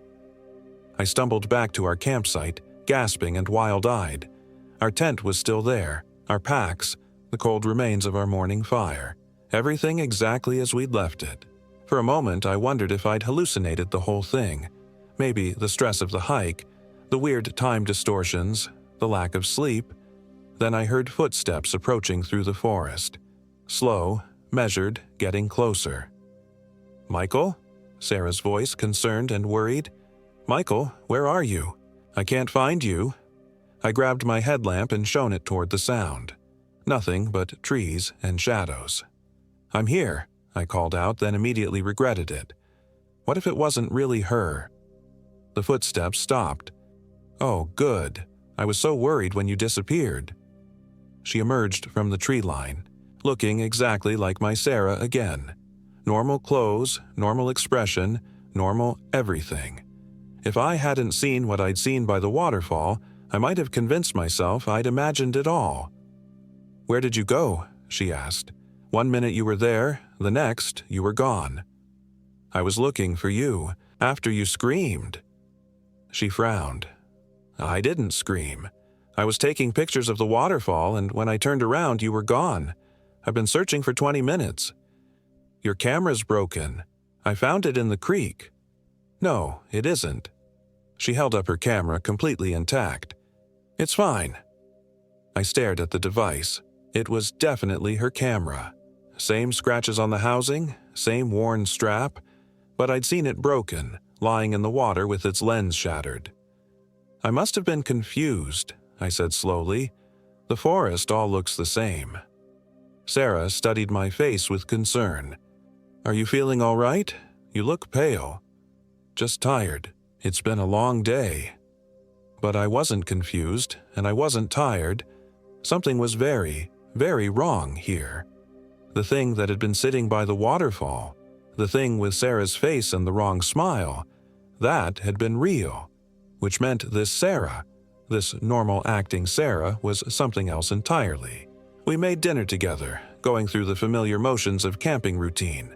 Sarah seemed completely normal, chatting about her photos, planning tomorrow's hike, complaining about the weight of her pack. But I watched her carefully, looking for tells. The way she moved was slightly off, like she was consciously thinking about each gesture instead of moving naturally. And her eyes? They were the right color, but they didn't quite focus on what she was looking at. "I'm exhausted," she announced after we'd cleaned up. "This fresh air is like a sleeping pill." "Yeah, me too." But I had no intention of sleeping. Not with this thing wearing my girlfriend's face lying next to me. We crawled into the tent together, Sarah immediately zipping herself into her sleeping bag. Within minutes, she was breathing with the deep, regular rhythm of sleep. Or pretending to sleep. I lay there in the darkness, every nerve on edge. Outside the tent, the forest was silent again. That same unnatural quiet we'd experienced the night before. No wind, no insects, no small animals moving through the underbrush. Just the distant sound of the river and Sarah's measured breathing. Hours passed. My watch had given up trying to display the correct time, showing only random numbers that changed without pattern. 2:47, 11:23, 5:61, 13 and 88. Impossible times in an impossible place. Around what might have been midnight, Sarah stopped breathing. Not gradually, not like someone shifting in their sleep. She simply stopped, mid-breath, as if someone had pressed a pause button. I lay there listening to the absolute silence, my heart pounding so loud I was sure it would wake her. Then she started moving. Still without breathing, still supposedly asleep, Sarah began to unzip her sleeping bag. The sound was deafening in the quiet tent. I watched through slitted eyes as she sat up, her movements too fluid, too controlled for someone who was supposed to be unconscious. She turned to look at me, and in the faint light filtering through the tent fabric I could see her eyes. They were completely black, not just the pupils, but the entire eye, like looking into deep water at night. Very slowly, very carefully, Sarah began to unzip the tent door. I waited until she was outside, then counted to 10 before following. I grabbed my headlamp but didn't turn it on, relying on the faint starlight filtering through the canopy. The thing that looked like Sarah was standing in the center of our campsite, perfectly motionless. As I watched, its skin began to loosen, like a suit of clothes that was too big. The edges around its face started to blur and shift, and I realized with sick horror that I was watching it shed Sarah's appearance like a snake shedding its skin. Underneath was something pale and wrong. Tall, much taller than Sarah's 5'6" frame. Its limbs were too long, its joints bent at impossible angles. What I had taken for human skin was actually some kind of flexible membrane that hung in loose folds around its real body. It reached up with fingers that had too many joints and began to peel Sarah's face away from its own. The sound was like wet leather being torn, and underneath, I don't want to describe what was underneath. Some things should not be put into words, should not be given the power that comes with language. Let me just say that it was hungry. Eternally, impossibly hungry. The creature, I knew now what it was from half-remembered stories about things that steal faces and walk in the skins of others, carefully folded Sarah's appearance and hung it on a low tree branch like a coat set aside for later use. Then it began to change again. This time, it took longer, the transformation more deliberate. I watched in frozen terror as it reshaped itself, growing shorter, broader, its features shifting like clay being molded by invisible hands. When it was finished, it looked exactly like me. It picked up my appearance, Sarah's skin, and began putting it back on. But now it was wearing my body and Sarah's face, a horrifying combination that made my stomach lurch. The Michael thing turned toward the tent, and I knew with absolute certainty that it planned to crawl back inside and lie next to me. To wait for morning, then convince me that I was going crazy, that I was imagining things, that Sarah was fine and I was having some kind of breakdown. How long had it been wearing her face? Since the waterfall? Since last night? Since we'd entered the wilderness? I thought about the figure we'd seen at the edge of our firelight, tall and pale and wrong, watching us, learning us, choosing which one of us to replace first. I thought about the silence in the forest, the broken electronics, the way time seemed to slip and slide around us. This place, Ellicott Rock, the boundary where 3 states met, it was thin somehow. A crossing place, as the thing had said, where barriers broke down and other things could slip through. The Michael thing with Sarah's face was almost to the tent when I made my move. I clicked on my headlamp, the beam cutting through the darkness like a sword. The creature froze, caught in the act of reaching for the tent zipper. Up close, the illusion was even more horrific. My body, my clothes, my mannerisms, but with Sarah's stolen face stretched over features that were never meant to wear it. "I know what you are," I said, surprised by how steady my voice sounded. The thing turned my own face toward me and smiled with Sarah's mouth. "Do you? You're a skinwalker, a face stealer, something that feeds on identity." Such crude names. It spoke with my voice but Sarah's inflection, a combination that made my skin crawl. I prefer to think of myself as a curator. I collect people, their essence, their experiences, their relationships. I preserve them forever. Where is she? Where's the real Sarah? Safe, it said. Preserved. She'll live forever now, as part of me. Isn't that wonderful? Let her go. The thing laughed, and it was both our voices speaking in unison. Let her go. She is gone, Michael. She's been gone since yesterday afternoon. I've been her ever since. Yesterday afternoon. Before we'd made camp, before we'd seen the figure in the darkness, it had been studying us even longer than I'd thought. The person you made love to last night in the tent, it continued, clearly enjoying my horror. That was me. The person you've been hiking with, talking with, planning your future with, me. How does it feel to know you couldn't tell the difference? I tried to think back to remember if there had been signs. Had Sarah been different yesterday? Had she moved wrong, spoken wrong, felt wrong in some subtle way my subconscious had noticed but my conscious mind had dismissed? You're lying, I said. I would have known. Would you? How well do you really know her, Michael? How closely do you pay attention to the woman you say you love? It was right, and we both knew it. Sarah and I had been drifting apart for months, caught up in our own problems and stresses.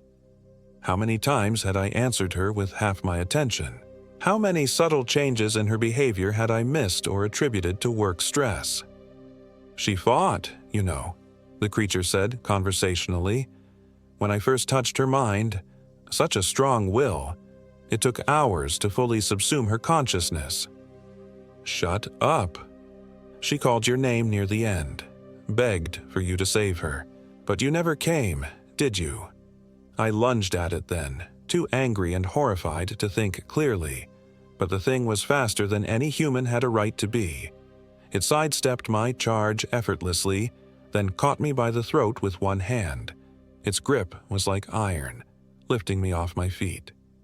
Tisk, tisk, it said with Sarah's disappointed expression on my stolen face. Violence won't solve anything. Besides, I need you intact for the transformation. Transformation? Did you think I was finished? I have Sarah's memories now, her experiences, her emotions, but there are gaps, things she shared only with you. To fully become her, I need those final pieces.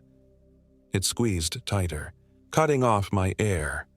Black spots danced in front of my eyes. I'm going to crawl inside your mind, Michael. Take every memory you have of her, every private moment, every secret she told you. And when I'm finished, I'll be more Sarah than Sarah ever was. I clawed at its hand, but my fingernails might as well have been trying to scratch steel. The thing's grip was inhuman, inexorable. But as darkness closed in around my vision, I remembered something. My knife. A simple folding buck knife I'd carried on every camping trip for 10 years. It was clipped to my belt, just within reach if I could stretch far enough. The creature was monologuing now, describing in detail what it planned to do with my memories, how it would use them to perfect its impersonation of Sarah. It was so caught up in its own words that it didn't notice me fumbling for the knife. I got the blade open and drove it into the thing's wrist. The scream it let out wasn't human. It was the sound of wind through broken trees, of ice cracking on a frozen lake. It dropped me, stumbling backward while dark fluid poured from the wound. The knife had gone clean through its wrist, but instead of blood, thick black ichor leaked out. And the wound. The wound showed not flesh and bone beneath, but something like wet plastic stretched over emptiness. Iron, it hissed, looking at the blade with something like fear. How did you know? I didn't know. It had been pure instinct or maybe some deep racial memory of what hurt these things. But I wasn't going to waste time explaining. I lunged again, this time going for its center mass. The blade punched through what looked like my own chest, and the creature let out another of those inhuman screams. The Sarah face began to slip, revealing glimpses of something underneath that hurt to look at directly. It staggered away from me, clutching at the wounds. Where my blood should have been pumping out, only that dark fluid leaked. "This isn't possible," it gasped. "The stories are just stories. The old ways are forgotten." Guess again. I pulled the knife free and struck again, this time aiming for what I hoped was its neck. The blade bit deep, and suddenly the whole illusion began to collapse.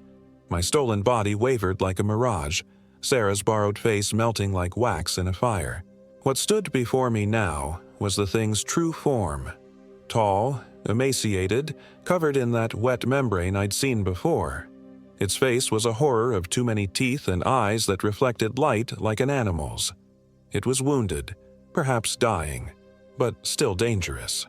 "You cannot kill what was never truly alive," it snarled in a voice like grinding glass. "Maybe not," I said, "but I can sure as hell try." It came at me then, abandoning all pretense of humanity. Claws that were too long raked across my chest, shredding my shirt and drawing blood. I stabbed wildly, feeling the knife hit home again and again. Each wound leaked more of that dark fluid. And with each cut, the creature seemed to become less solid, less real. We fought there in the darkness, two shapes struggling by the dying embers of our campfire. I don't know how long it lasted. Time had no meaning in that place. But finally, mercifully, the thing collapsed.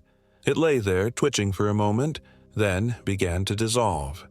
Not melting exactly, but coming apart like smoke, like shadow, like a lie being exposed to sunlight. Within minutes, there was nothing left but a wet stain on the forest floor and the lingering smell of decay. I stood there gasping, covered in my own blood and the creature's ichor. In the sudden silence, I could hear normal forest sounds returning. Owls calling, insects chirping, the rustle of small animals in the underbrush. Whatever barrier had kept the natural world at bay was broken. But Sarah was still gone. I searched the campsite desperately, hoping against hope that she might be unconscious somewhere, that the creature had been lying about consuming her entirely. But all I found was her pack, her clothes, her journal with its neat handwriting describing our first day in the wilderness. The last entry was dated 2 days ago, the day we'd arrived. Everything after that was in my handwriting, though I had no memory of writing it. Page after page of observations about the hiking, the scenery, the camping. But the style was wrong, the word choices subtly off. The creature had been wearing her identity so completely it had even faked her journal entries. I spent the rest of the night building up the fire and trying to process what had happened. By dawn, I'd made my decision. I had to get out of there, had to reach civilization and figure out how to explain what couldn't be explained. The hike back to the trailhead should have taken 6 hours. It took me 3 days. The trails were wrong. Paths that had been clear on the way in were now overgrown or seemed to lead in circles. My compass spun wildly, pointing in different directions from minute to minute. The GPS on my watch showed only error messages. I was completely lost in a wilderness I'd entered with clear directions and good maps. It was as if the land itself was rejecting me, trying to keep me trapped in that place between worlds. I rationed my food carefully, but by the second day I was down to emergency rations. I followed the river when I could find it, knowing it had to lead back to civilization eventually. But sometimes the Chattooga seemed to flow uphill, or split into channels that weren't on any map, or simply disappear into underground caves that shouldn't have existed. On the third day, I finally stumbled onto a real trail, one that led steadily downhill and showed signs of recent maintenance. 6 hours later, I emerged from the tree line to find the Burroughs Ford parking area. Our car was there, covered in a week's worth of pollen. According to the Park Service logbook, we'd signed in 8 days ago. But I'd only been in the wilderness for 4 days. Or maybe 3. Time had lost all meaning in that place. I drove to the nearest town in a daze, my shirt still bloody from the creature's claws. The story I told the police made no sense even to me. Girlfriend disappeared, got lost, don't remember exactly what happened. They organized a search and rescue operation, sent teams into the wilderness to look for Sarah. They never found her. Never found any trace of her except for her broken camera, lying in a creek bed exactly where I said it would be. The official report lists her as missing, presumed dead due to misadventure. I know better. She isn't missing, and she isn't dead. She's been absorbed, consumed, made part of something that should never have existed. Somewhere in the vast darkness between worlds, her consciousness persists as a memory in the mind of a creature that feeds on stolen identity. The doctors here in Greenville think I'm suffering from survivor's guilt and PTSD. They've put me on medication and scheduled twice-weekly therapy sessions. They think time will heal the trauma, that eventually I'll be able to process what happened and move on with my life. They're wrong about that, too. Because the creature is still out there. Wounded, perhaps, but not destroyed. I've been researching since I got out of the hospital, reading old folklore and Cherokee legends about the thin places where other things can cross over. Places like Ellicott Rock, where boundaries meet and barriers break down. The stories all say the same thing. These creatures never die, not really. They fade for a while, retreat to whatever dimension spawned them, but eventually they heal, adapt, evolve, and then they come back. It's been 6 months since the incident. I've moved back to Columbia, tried to resume my normal life, but every night I check the locks on my doors and windows. Every shadow makes me jump. Every stranger's face makes me wonder if something hungry is wearing it like a mask. Because I killed one of them, and they don't forgive. They don't forget. And somewhere in the dark spaces between here and there, a creature that once wore my girlfriend's face is learning new ways to hunt. It knows where I live. It knows my habits, my weaknesses, my fears. It has Sarah's memories of me, 3 years' worth of intimate knowledge about how to hurt me most effectively. And someday, maybe next week, maybe next year, maybe when I'm old and think I'm finally safe, it's going to come for me. When it does, it won't make the same mistakes twice. It will be perfect, flawless, indistinguishable from human. It might even be perfect enough to fool the doctors writing this report. After all, how would they know the difference between the real Michael Williams and something wearing his face? How would you?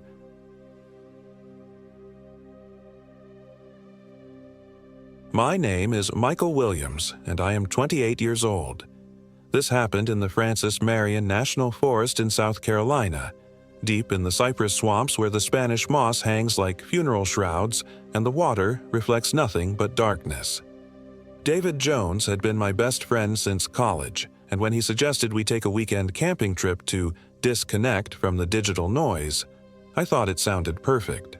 We both worked soul-crushing corporate jobs in Charleston, spending our days staring at screens and attending meetings that could have been emails. The idea of 3 days in the wilderness, just us and nature, felt like exactly what we needed. David had done his research as always. He'd found a remote section of the Francis Marion National Forest near the old Santee River where few people ventured. "It's pristine," he'd said, spreading maps across my kitchen table. "No cell towers, no hiking trails crowded with families, just pure wilderness." His finger traced a route that would take us deep into the swampland, to a spot he'd marked where an old logging road intersected with a creek. I should have paid more attention to why that area was so empty.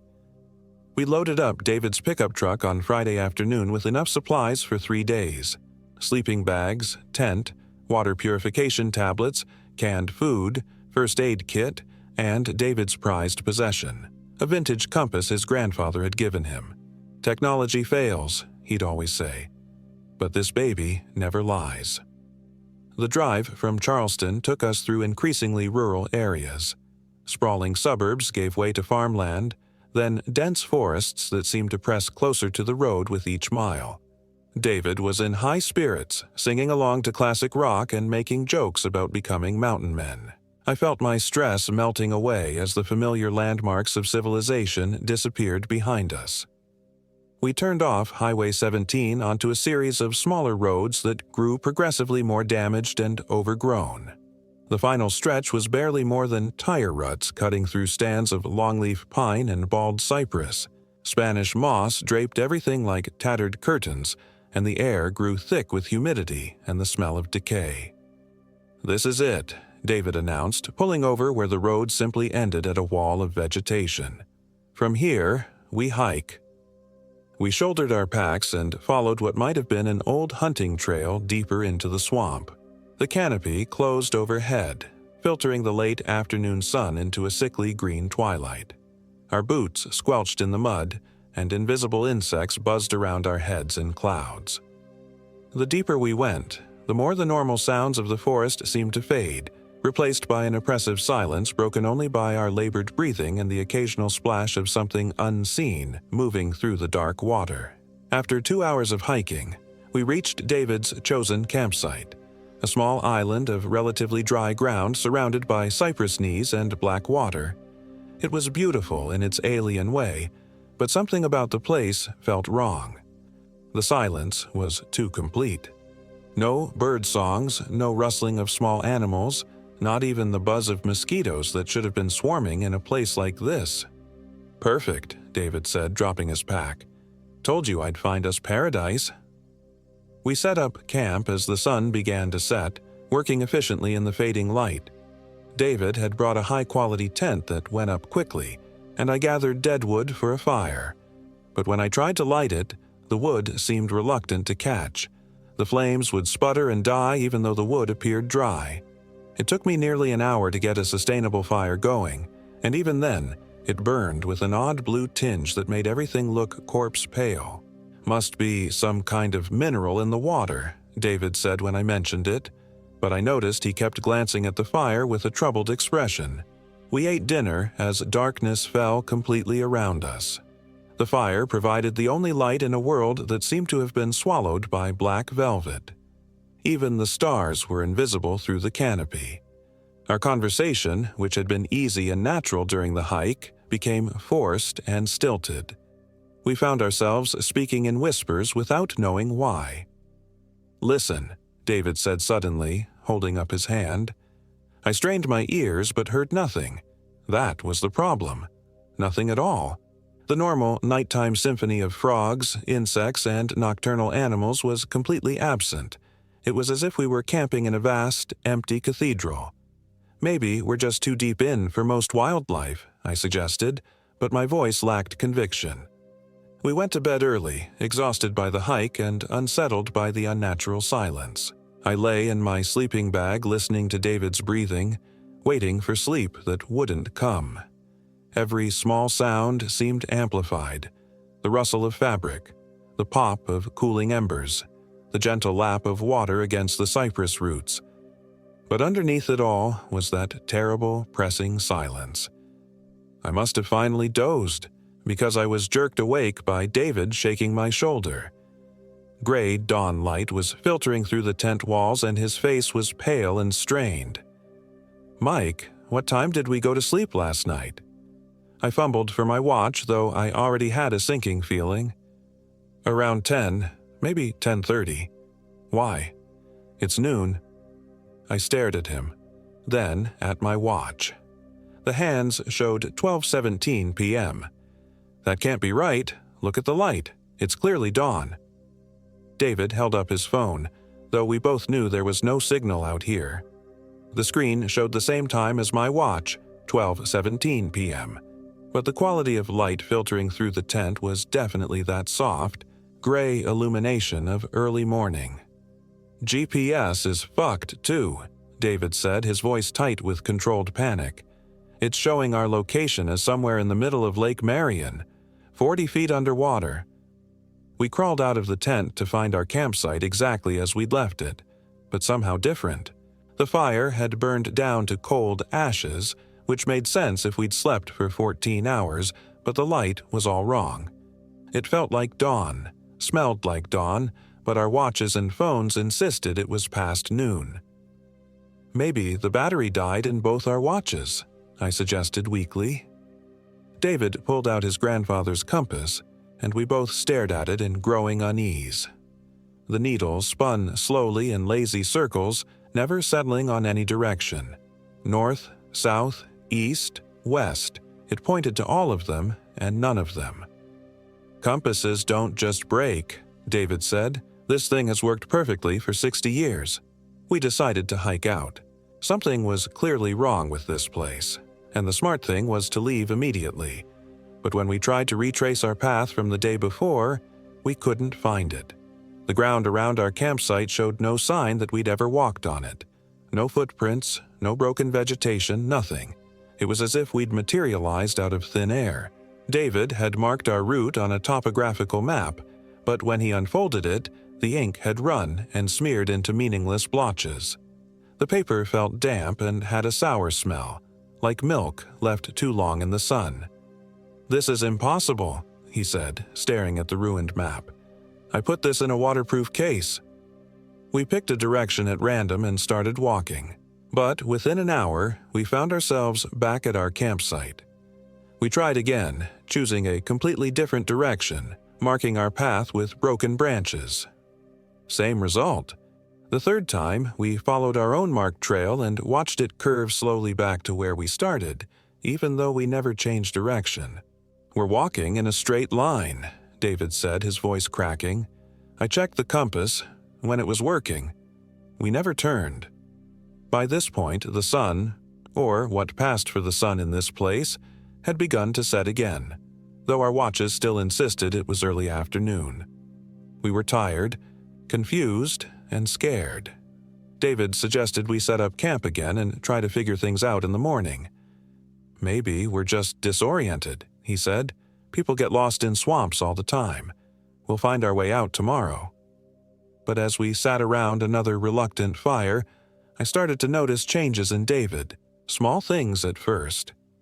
He kept touching his face, running his fingers over his cheeks and jaw as if checking for something. When he thought I wasn't looking, he would stare at his hands with an expression of confused disgust. "You okay?" I asked. "Fine," he said quickly. Do I look different to you?" I studied his face in the flickering firelight.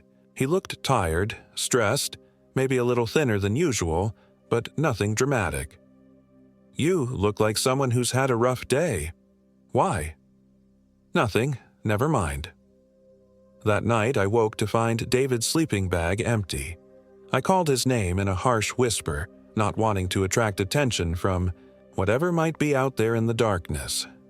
No response. I grabbed my flashlight and crawled out of the tent. David was standing at the edge of our small island, perfectly still, staring out into the black water. He didn't respond when I called his name. Didn't even seem to notice the beam of my flashlight playing across his back. "David!" He turned slowly, and for a moment, in the harsh white glare of the flashlight, his face looked wrong. The features were his, but the proportions seemed off, as if someone had tried to recreate David's appearance from memory and gotten the details slightly incorrect.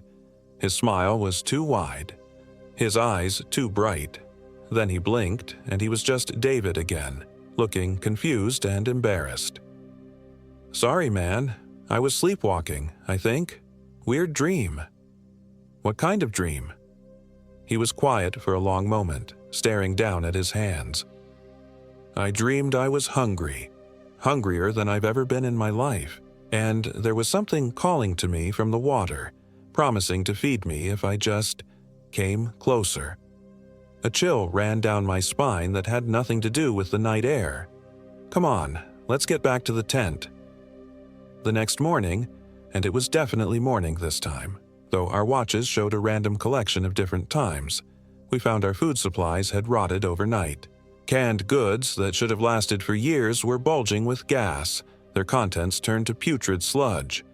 Our water bottles contained a brown liquid that smelled like sewage. "This isn't possible," David said, staring at a can of beans that had exploded in his hands, covering his fingers with black, stinking ooze. "These were fine yesterday." I was more concerned with the fact that David had put his fingers in his mouth before realizing how foul the contents were. Now he was licking his lips with a strange, hungry expression. "David, you need to rinse your mouth out. That stuff could be toxic." "It's not that bad," he said dreamily. "Actually, it's kind of satisfying." That's when I knew we were in serious trouble. I managed to convince David to drink some water from the creek after filtering and boiling it, though he seemed reluctant to wash the taste from his mouth. We had to find a way out of this place, whatever it was. The normal rules of geography and time didn't seem to apply here, but there had to be some logic to it. "I'm going to gather firewood," David announced after we'd broken camp. "We need to keep the fire going if we're stuck here another night." "I'll come with you." "No need. I know what I'm looking for. You stay here and try to get the GPS working." Before I could protest, he had disappeared into the cypress trees. I spent the next hour trying various combinations of devices, hoping to get some kind of signal or consistent reading, but everything remained scrambled. The compass spun aimlessly, the GPS showed impossible locations, and my watch had given up any pretense of keeping accurate time.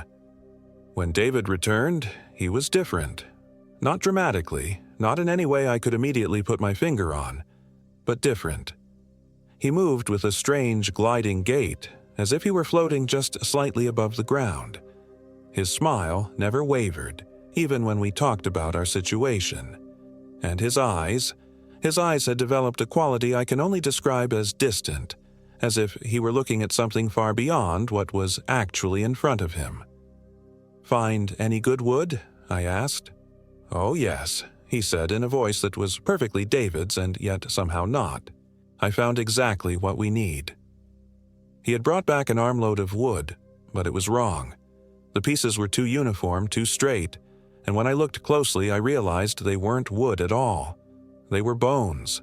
Long, pale bones that had been stripped clean and bleached white. "David, what the hell is this?" He looked down at the bones in his arms with that constant, serene smile. "Firewood. It burns beautifully, Mike. Burns for hours and hours." I backed away from him, my heart pounding. "Those are bones, David. Human bones." "Are they?" He tilted his head with the confused curiosity of a child. "I thought they were branches. But you're right, they do look like bones, don't they? How strange." He began arranging them in the fire pit with careful precision, and despite my horror, I found myself unable to look away. When he lit them, they caught immediately and burned with that same blue flame as the night before, but brighter, more intense. The smell was indescribable, not the clean scent of burning wood, but something organic and nauseating. "Much better," David said, settling down beside the fire. "This will keep us warm all night." I wanted to run, but where could I go? I was lost in a place that didn't follow normal rules, and David was the only other person for miles. Even if he was changing, he was still my best friend. Maybe I could help him, find a way to reverse whatever was happening. "David, do you remember our sophomore year when you got food poisoning from that sushi place? You were so sick you hallucinated for 3 days. He looked at me blankly. "I don't eat raw fish."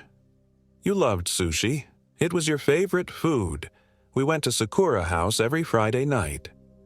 "I've never been to a place called Sakura House." His smile never wavered. "I don't think I've ever eaten raw fish in my life. The very idea seems unappetizing." A sick understanding began to dawn on me. David wasn't just acting strangely. He was losing pieces of himself. Memories, preferences, entire aspects of his personality were being stripped away and replaced with something else. "What about Sarah?" I pressed. "Your girlfriend Sarah. You were planning to propose to her next month." "I don't know anyone named Sarah."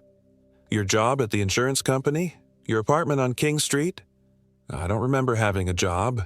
He poked at the fire with one of the remaining bones, and sparks flew up into the darkness. "I don't remember much of anything from before we came here, but that's okay. I don't think those things were very important." I lay awake all night, listening to David's breathing beside me.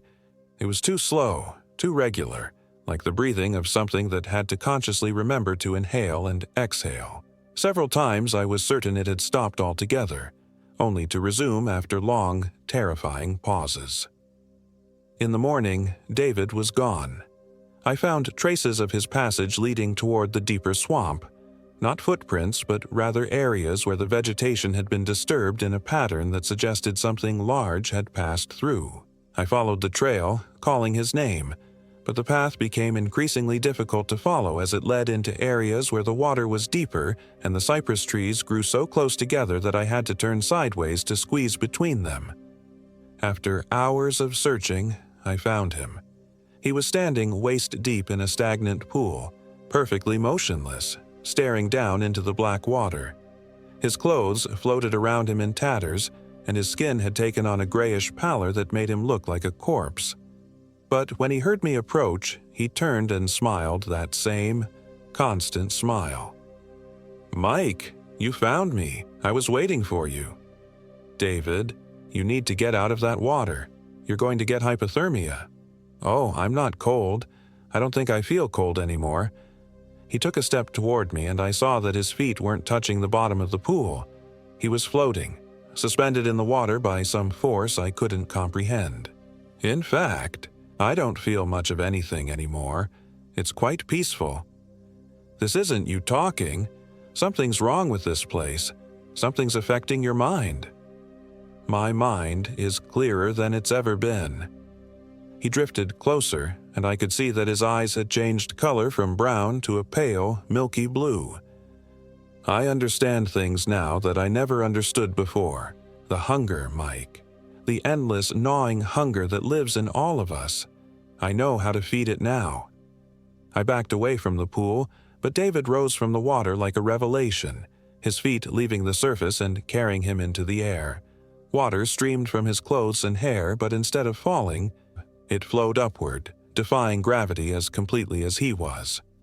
"Don't be afraid," he said in a voice that echoed strangely, as if it were coming from the bottom of a well. "I'm still your friend. I'm still David. I'm just more than David now."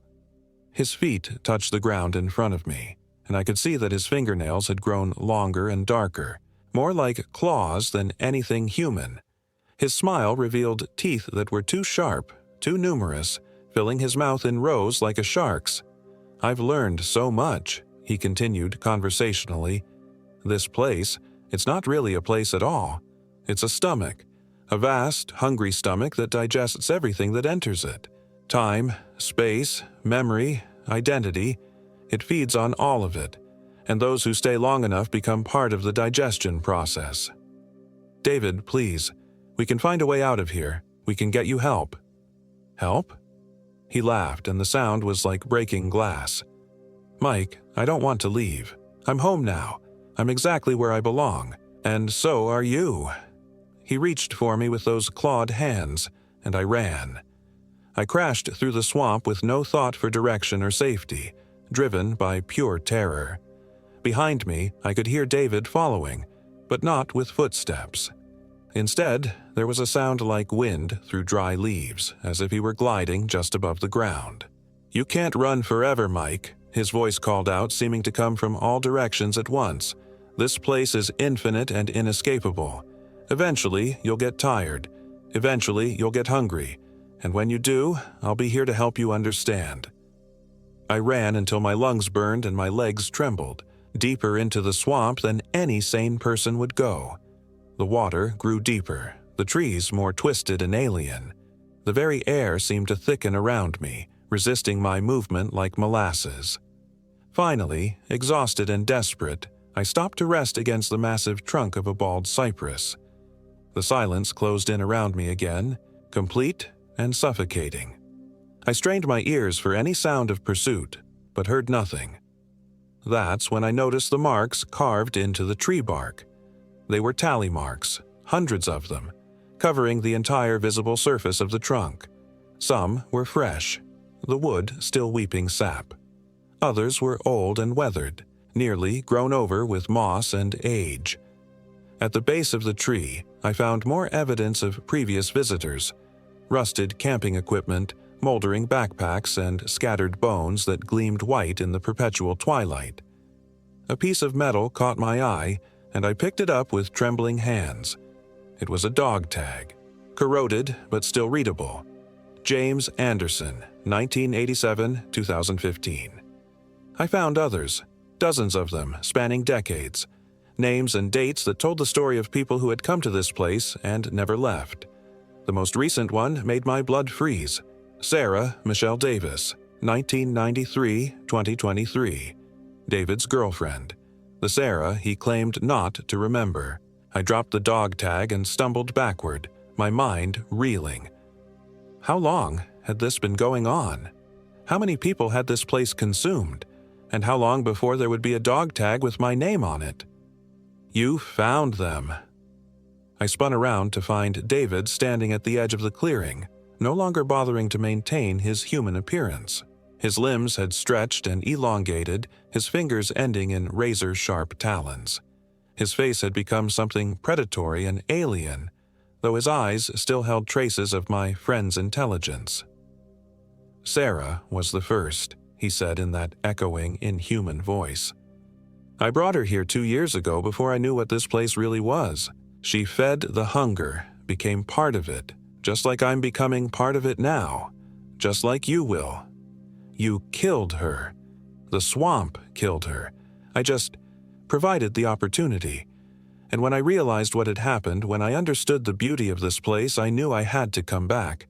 I knew I had to bring someone else. You brought me here on purpose. I brought you here because you're my best friend, Mike, because I wanted to share this gift with you. The hunger is terrible when you fight it, but when you embrace it, when you let it consume everything you used to be, there's such peace, such purpose." He began to walk toward me, and with each step, he became less human and more something else. His skin took on the texture of bark, his hair became Spanish moss, his bones cracked and reformed into shapes that had never been part of any earthly anatomy. I ran again, but this time I had a plan. The dog tags had given me an idea. If people had been coming here for decades, there had to be a way out. The swamp couldn't keep everyone forever, or else there would be no stories, no legends, no warnings to keep others away. I made my way back toward our original campsite, dodging David's searching calls and the sound of his inhuman pursuit. When I reached the small island where we had first made camp, I found our tent exactly as we'd left it, but covered now in a thick layer of moss and decay that made it look like it had been there for years. Inside, I found David's grandfather's compass. It was still spinning wildly, but now I noticed a pattern to its movement. Every few seconds, the needle would pause briefly while pointing in a specific direction before resuming its chaotic dance. I watched it carefully, timing the pauses, and realized it was pointing the same direction each time, toward a dense stand of cypress trees that looked no different from any other part of the swamp. "The compass doesn't lie," I whispered, remembering David's words. Maybe it wasn't broken after all. Maybe it was trying to show me something that normal navigation couldn't reveal. I gathered what supplies I could carry and set off in the direction the compass indicated. Behind me, I could hear David calling my name with increasing urgency and anger. "Mike, you can't leave me here alone. I need you. Mike, the hunger is so strong when I'm alone." I forced myself not to look back and focused on following the compass. The needle continued its erratic dance, but the pauses grew longer and more frequent as I moved in the right direction. The swamp around me began to change, becoming somehow less oppressive. The silence lifted gradually, replaced by the normal sounds of wildlife. The water grew clearer, the air less thick. When I finally heard the distant sound of traffic, I nearly cried with relief. I emerged from the Francis Marion National Forest 12 hours later, dehydrated, exhausted, and traumatized, but alive. The compass had led me to a hiking trail that I followed to a parking area where a park ranger found me. They searched for David, of course. I told them everything I could remember, though I left out the supernatural elements. I said we'd gotten lost, that David had suffered some kind of mental breakdown and wandered off into the swamp. The search teams found our abandoned campsite, but no trace of David himself. The official report concluded that David Jones had likely drowned in the swamp and that his body had been consumed by alligators or carried away by the current. Case closed. But I know better. I know David is still out there, waiting in that pocket of hungry darkness that masquerades as a normal swamp. I know he's searching for someone else to bring home, someone else to feed to the endless appetite that consumed him. Sometimes, late at night, I get phone calls from numbers I don't recognize. When I answer, there's only silence on the other end, the same oppressive, unnatural silence that filled that place. But just before I hang up, I can sometimes hear it, a voice that sounds almost like David's, whispering my name with desperate hunger. "Mike. Mike, I'm so hungry, Mike. Won't you come back and visit me? Won't you bring a friend? I've changed my number 6 times. It doesn't matter. He always finds me." The worst part is the dreams. Every night I dream about that place, about the endless cypress trees and the black water, and the sound of something large moving through the darkness.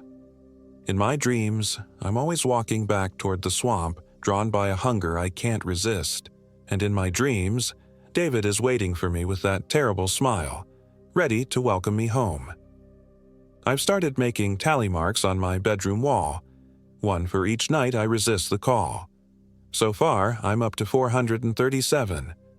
But the hunger grows stronger with each passing day, and I know that eventually, I'll run out of strength to fight it.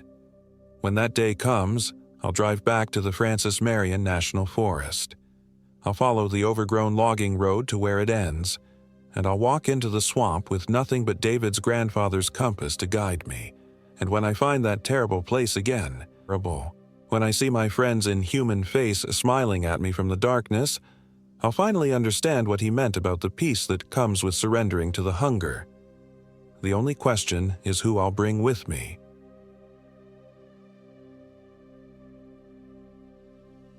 My name is James Anderson, and I am 28 years old.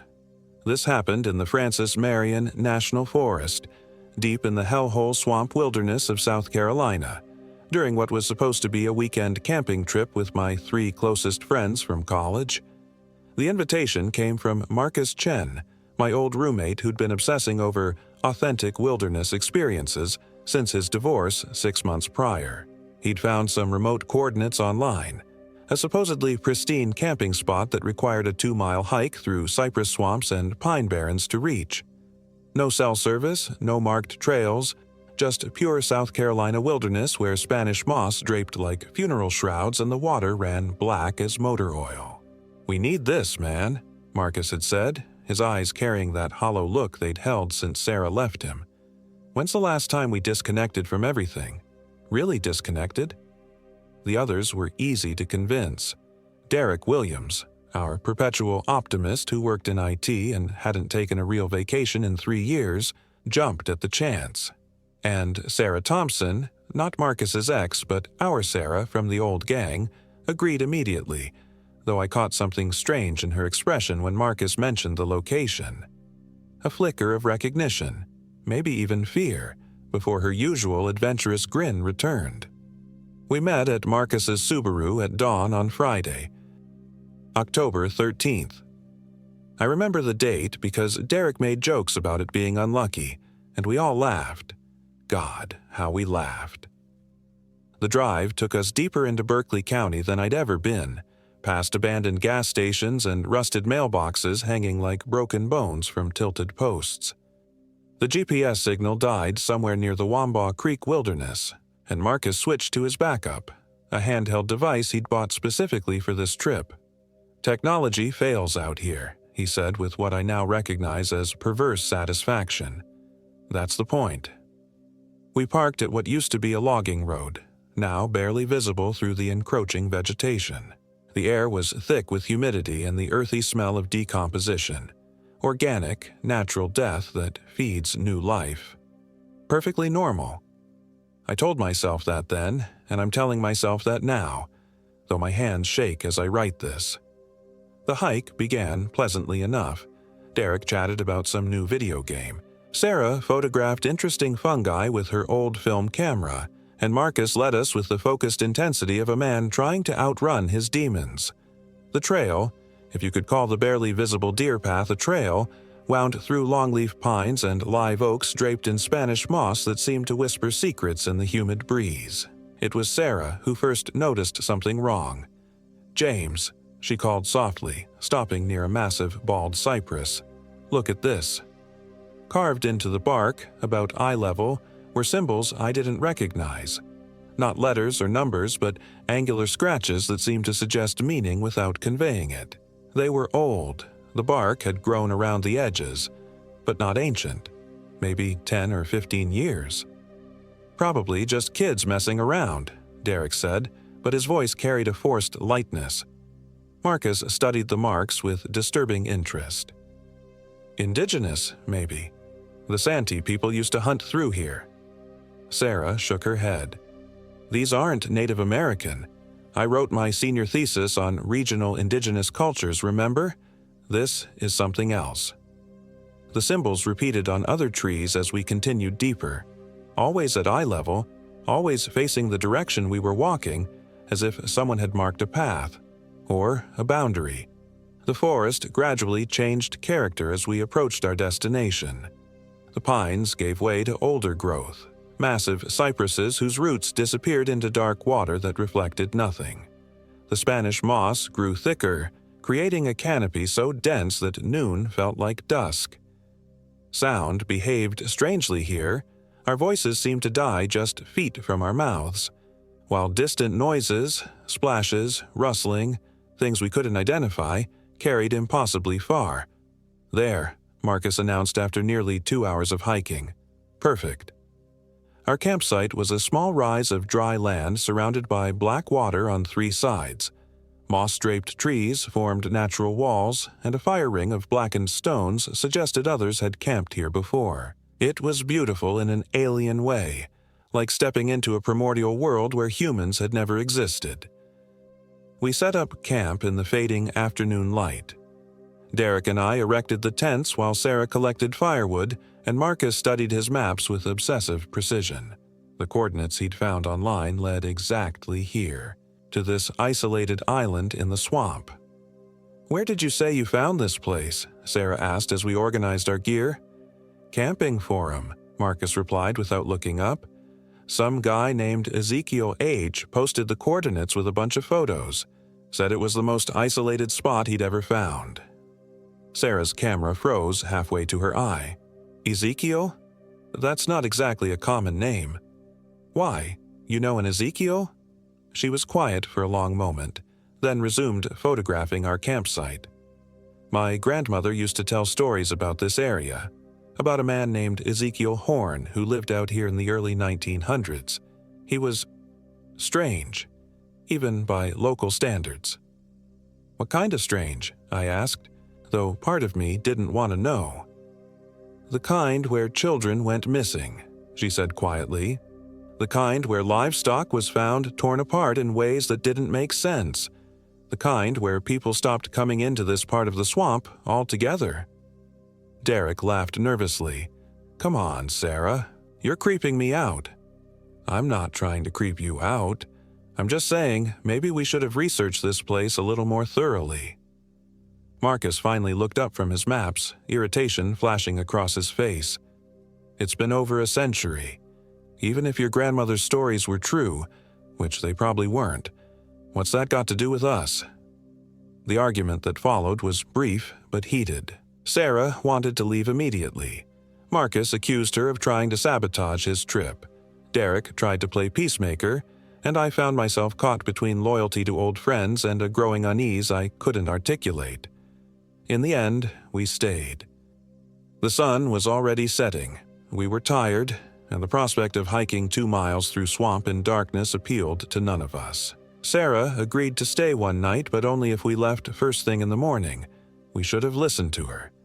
Dinner was freeze-dried camping food cooked over a fire that seemed reluctant to burn. The wood was dry enough, but the flames kept guttering down to coals despite having plenty of fuel. Even stranger, the fire burned an odd greenish color at the base, something Derek attributed to minerals in the local wood. As darkness fell, the swamp came alive with sounds. Normal sounds, mostly. Frogs, insects, the splash of something diving in distant water. But underneath the familiar chorus was something else, a low thrumming that seemed to come from the earth itself. It was barely audible, more felt than heard, like the bass note of some massive, distant engine. "What is that?" I asked during a lull in conversation. "What's what?" Derek replied. "That humming, that vibration." They all listened. Marcus shrugged. "Don't hear anything unusual." But Sarah was nodding slowly. "I feel it too. It's like something breathing underground." We told stories around the struggling fire, carefully avoiding anything too frightening given our already nervous mood. Derek shared office gossip, Marcus talked about his plans to start hiking more seriously, and I described a documentary I'd watched about the formation of the Hellhole Swamp during the last ice age. Sarah remained mostly quiet, occasionally taking photographs with her film camera. The flash seemed unnaturally bright in the oppressive darkness, creating stark shadows that danced and writhed in ways that made my eyes hurt. "Why film?" I asked during one of her photo sessions. "Don't you have a digital camera?" "Film captures things digital misses," she said cryptically. "Light behaves differently on film. Sometimes you see things you didn't notice when you took the picture." Around 10 o'clock, exhaustion began to set in. The humidity was oppressive, and despite the season, mosquitoes swarmed constantly. We retreated to our tents, Derek and Marcus sharing a 2-man, Sarah and I each in our own singles arranged in a rough circle around the dying fire. I lay in my sleeping bag, listening to the swamp sounds and that persistent underground thrumming, when I heard Derek whisper urgently, "Marcus, Marcus, wake up." "What?" Marcus's voice was groggy, annoyed. "There's something outside our tent." Silence. Then Marcus, more alert. "What kind of something?" "I don't know. Something big. It's been walking around the campsite for the past 10 minutes. I held my breath, straining to hear. At first, nothing. Then, footsteps, heavy, deliberate, circling our camp, but not quite right. The rhythm was off, like someone trying to imitate human walking but getting the timing wrong. "James," Sarah's voice was barely a whisper from her tent. "Are you hearing this?" The footsteps stopped directly outside my tent. I could hear breathing, slow, deep, labored, but there was something wrong with it too. It sounded wet, like someone breathing through a throat full of fluid. We all lay perfectly still for what felt like hours but was probably only minutes. Eventually, the breathing stopped and the footsteps resumed, moving away from our camp and disappearing into the swamp. "What the hell was that?" Derek whispered. "Bear, maybe," Marcus suggested, but his voice lacked conviction. "Bears don't walk upright for that long," Sarah replied, "and they don't breathe like that." We spent the rest of the night awake, jumping at every sound. When dawn finally broke gray and humid through the moss-draped trees, we emerged from our tents haggard and nervous. "So," Derek said, forcing a smile, "ready to head home?" We packed quickly, eager to put distance between ourselves and whatever had visited our camp. But when Marcus consulted his GPS device, his face went pale. "This isn't right," he muttered, pressing buttons frantically. "What's not right?" "According to this, we're 15 miles north of where we should be. That's impossible. We didn't move during the night." I looked over his shoulder at the device's screen. The coordinates displayed were indeed different from those he'd shown us yesterday, but the landscape around us looked identical to what we'd fallen asleep in. "Electronics malfunction out here," Sarah said firmly. "That's why we need to stick to the original path. We hike back the way we came."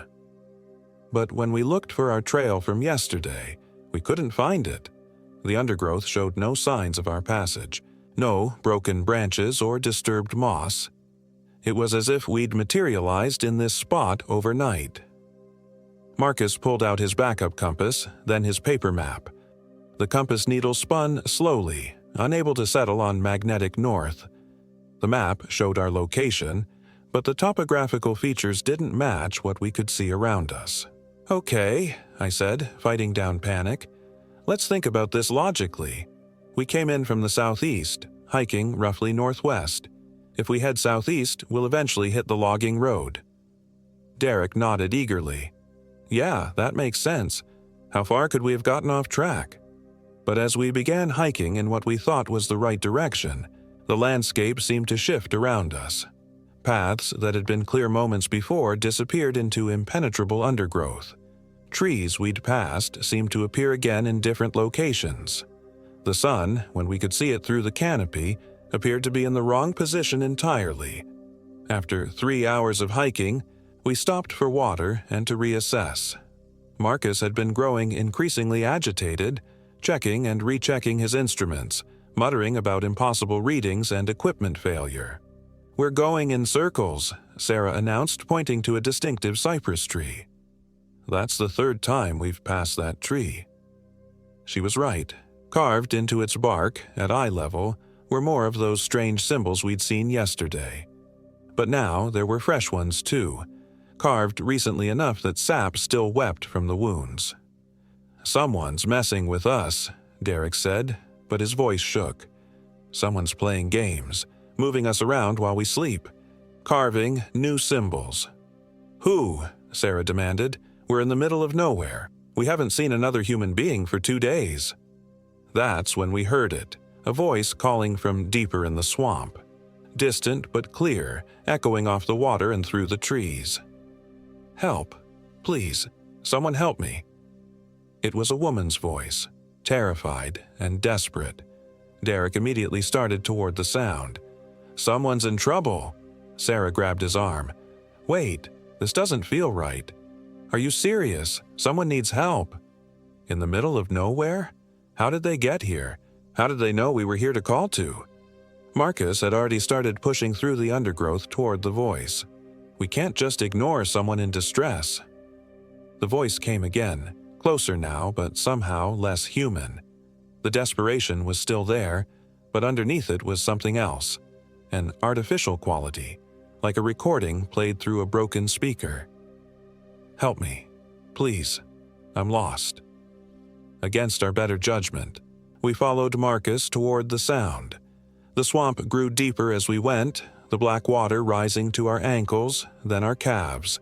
Ancient cypresses towered around us, their Spanish moss forming a ceiling so thick that noon felt like dusk. The voice led us deeper and deeper, always staying just ahead, just out of sight.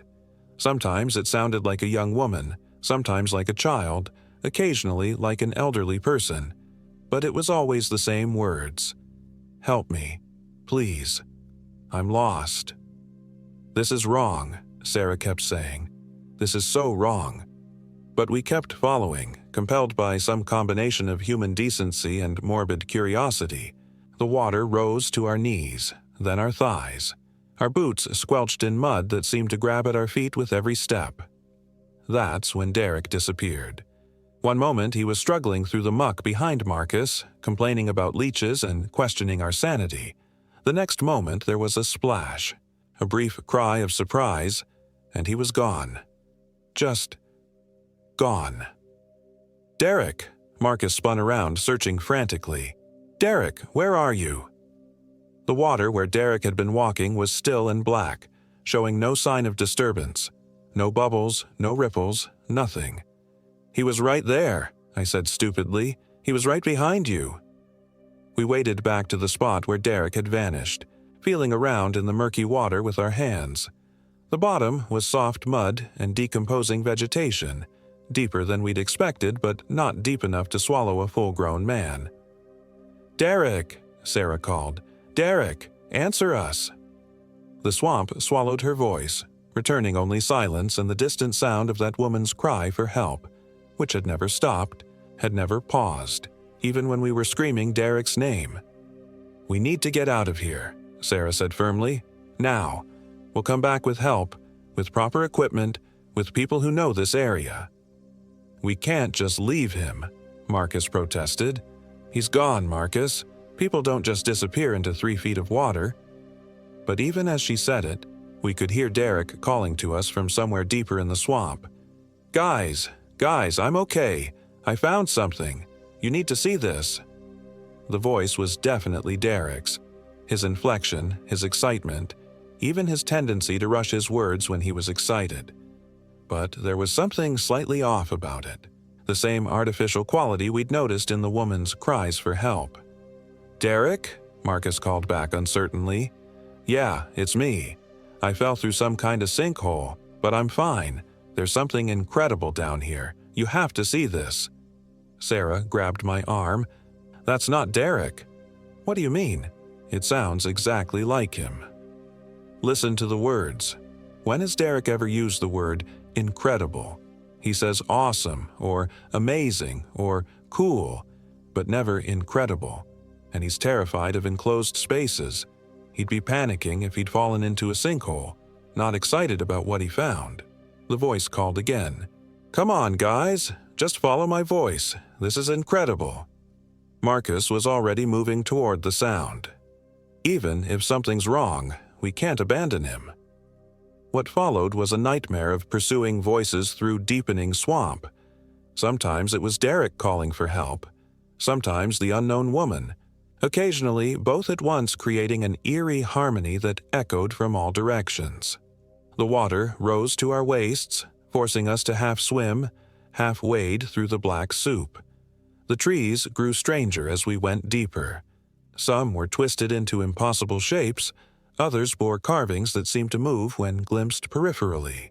The Spanish moss hung so thick it formed walls and tunnels, creating a maze of gray-green corridors through which the voices led us ever deeper. That's when Sarah started taking pictures again. "Why are you photographing this?" I asked during a brief rest on a partially submerged log. "Evidence," she said grimly. "If we don't make it out, maybe someone will find the camera and know what happened." Each flash revealed things that hadn't been visible in the dim, filtered light. Shapes in the moss that might have been faces, or might have been natural formations. Reflections in the water that didn't match what stood above it.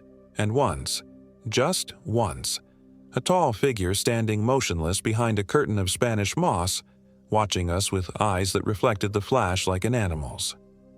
"Did you see that?" I gasped, pointing toward where the figure had been. "See what?" Marcus asked, but Sarah was already advancing her film and preparing another shot. The figure was gone when the next flash illuminated the moss, but the feeling of being watched never left us. We'd been pursuing the voices for hours when we found Derek's backpack floating in a stagnant pool.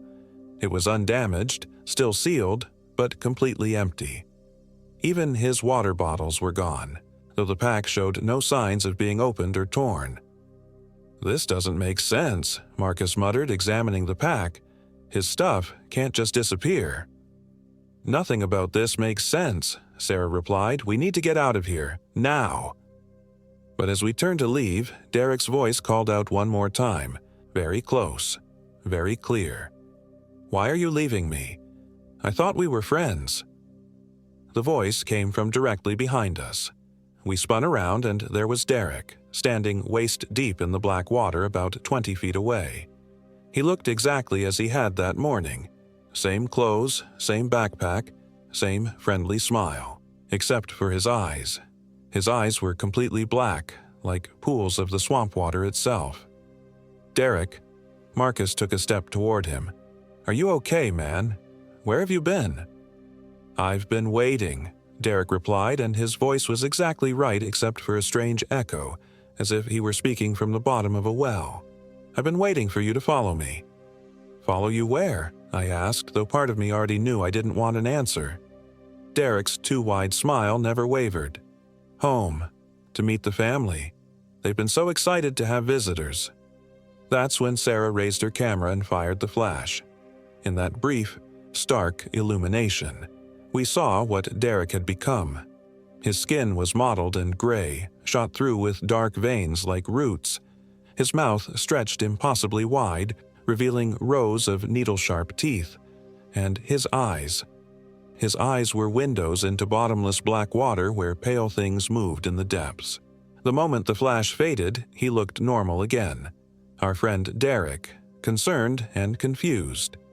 "Why did you take my picture?" he asked, and his voice carried hurt feelings so authentic it made my heart ache. "Run," Sarah whispered.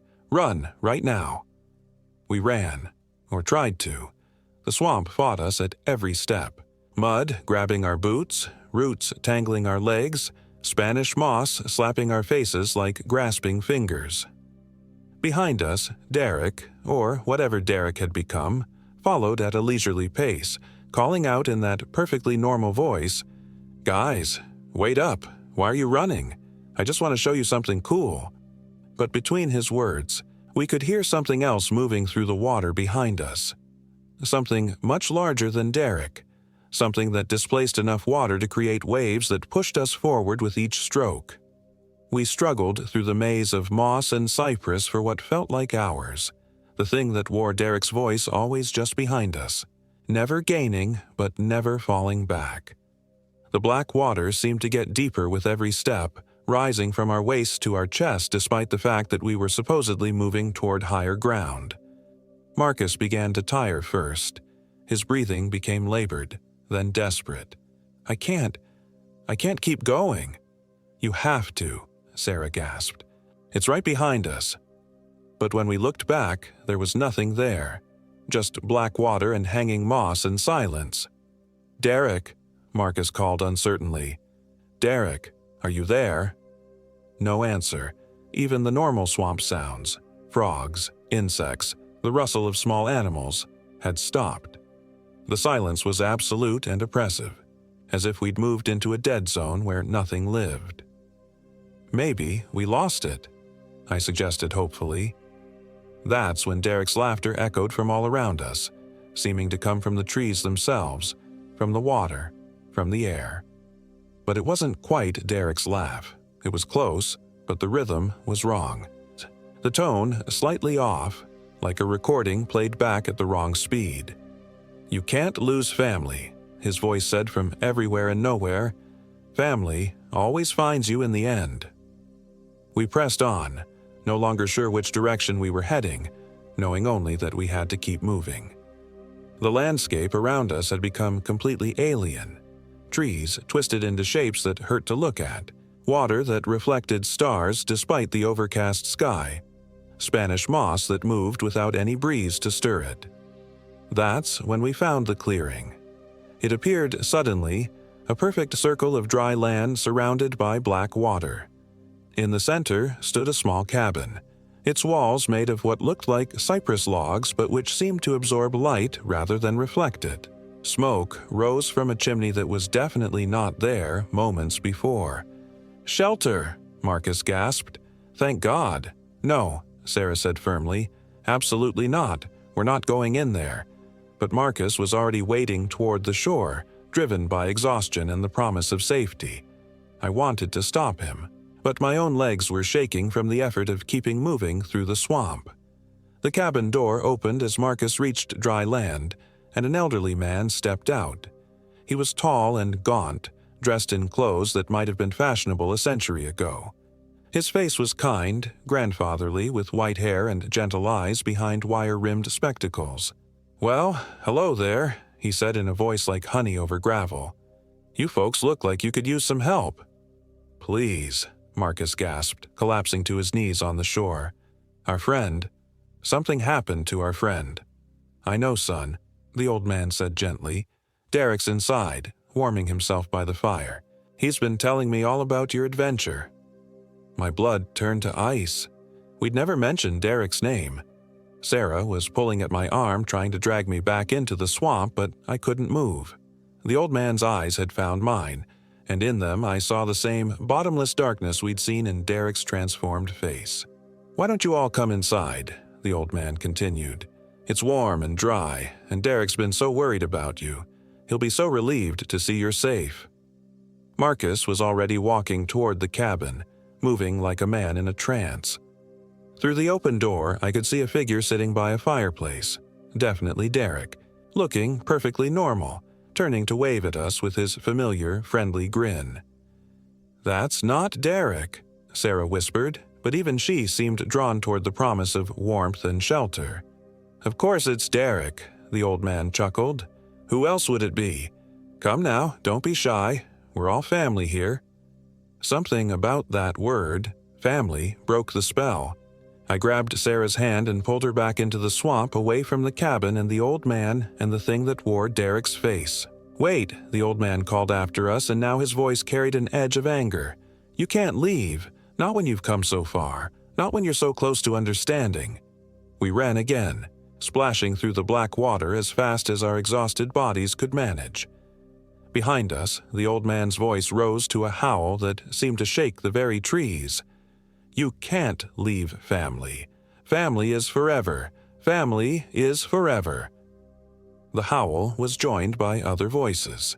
Derek's laugh, the woman's cries for help, and sounds that weren't quite human, weren't quite animal, but suggested something ancient and hungry stirring in the depths of the swamp. I don't know how long we ran. Time seemed to have no meaning in that place. Sometimes it felt like minutes, sometimes like hours. The water rose and fell around us without any apparent logic, sometimes chest deep, sometimes barely covering our ankles. The landscape shifted and changed, trees appearing and disappearing, paths opening and closing behind us. Eventually, we found ourselves back at our original campsite. The same fire ring, the same moss-draped trees, even our abandoned tents still standing exactly where we'd left them. But it was wrong. Everything was wrong. The shadows fell in the wrong directions. The Spanish moss hung too still, as if frozen in place, and the symbols carved into the trees had multiplied, covering every available surface with angular scratches that seemed to writhe and shift when observed directly. "This can't be right," I said. "We've been walking for hours. We should be miles from here." Sarah was examining the symbols with her camera, taking photograph after photograph. "It's a trap," she said quietly. "The whole swamp is a trap. It's designed to bring people here, to this place.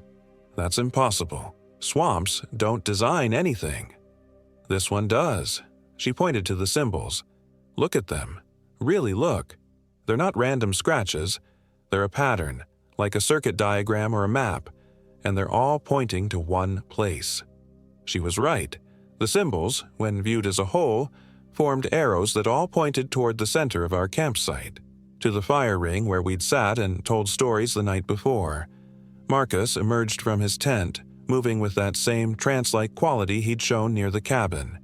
His eyes were unfocused, distant, and when he spoke, his voice carried that same artificial echo we'd heard from Derek. "We should build a fire," he said. "The family will be here soon. They'll want to see a proper welcome." "Marcus," I approached him carefully. "Are you okay?" He turned to look at me, and for a moment his eyes were his own, frightened, confused, desperately trying to communicate something. His mouth moved silently, forming words I couldn't understand. Then the moment passed, and that dreamy smile returned. "I'm fine," he said. "Better than fine. I understand now. This place, it's special. It's where we belong." Sarah grabbed my arm. "We have to get out of here, now, before whatever happened to Derek happens to Marcus, too." But the swamp around our campsite had changed. Where before there had been multiple ways to approach the clearing, now there was only one path leading away, a narrow strip of dry land that disappeared into the moss-draped darkness. "That's not the way we came in," I said. "It's the only way out," Sarah replied grimly. As we prepared to leave, Marcus began gathering wood for a fire with mechanical precision. When I tried to stop him, he looked at me with those distant eyes and said, "They'll be hungry when they arrive. The family is always hungry." We left him there, building his fire in the gathering dusk. I told myself we'd come back with help, that we'd bring rangers or police or someone who could handle whatever was happening in this cursed place. But deep down, I knew we'd never see Marcus again. Not the real Marcus. The path led us through landscapes that shouldn't have existed. Forests where the trees grew upside down, their roots reaching toward a sky that showed different constellations than Earth had ever known. We walked through clearings filled with flowers that smelled like rotting meat, across streams that flowed uphill, past ruins of buildings that couldn't have been built by human hands. All the while, voices called to us from the darkness. Derek's voice, pleading for us to come back and help him. Marcus's voice, excited about the wonderful things he'd discovered. The old man's voice, explaining patiently that we were family now, that family doesn't abandon family. And, underneath it all, the woman's cry for help that had started this nightmare. "Help me, please. I'm lost." Sarah kept taking pictures, documenting our journey through impossible geography. I asked her why, and she said, "Someone needs to know. Someone needs to understand what this place is, what it does to people." "What do you think it is?" She was quiet for a long time, following the path through a grove of trees whose bark was covered in what looked like human handprints. "My grandmother used to tell stories," she finally said. "Not just about Ezekiel Horn, but about this whole area. She said it was a hungry place, a place that fed on people. Not their bodies, their essence, their humanity. It would take what made them human and leave behind echoes, copies that looked right but felt wrong. That's just folklore, superstition." "Is it? We've seen Derek. We've seen what's happening to Marcus. This place doesn't kill people, it replaces them. It creates perfect copies that go back into the world, but they're not quite right. They're missing something essential." The thought chilled me more than the night air. How many people had gone missing in these swamps over the years? How many had returned home slightly different, slightly wrong, carrying something hungry and alien inside familiar faces? We walked through the night, following the path as it wound through increasingly surreal landscapes. Dawn came gray and humid, filtering through Spanish moss that formed words in languages I didn't recognize.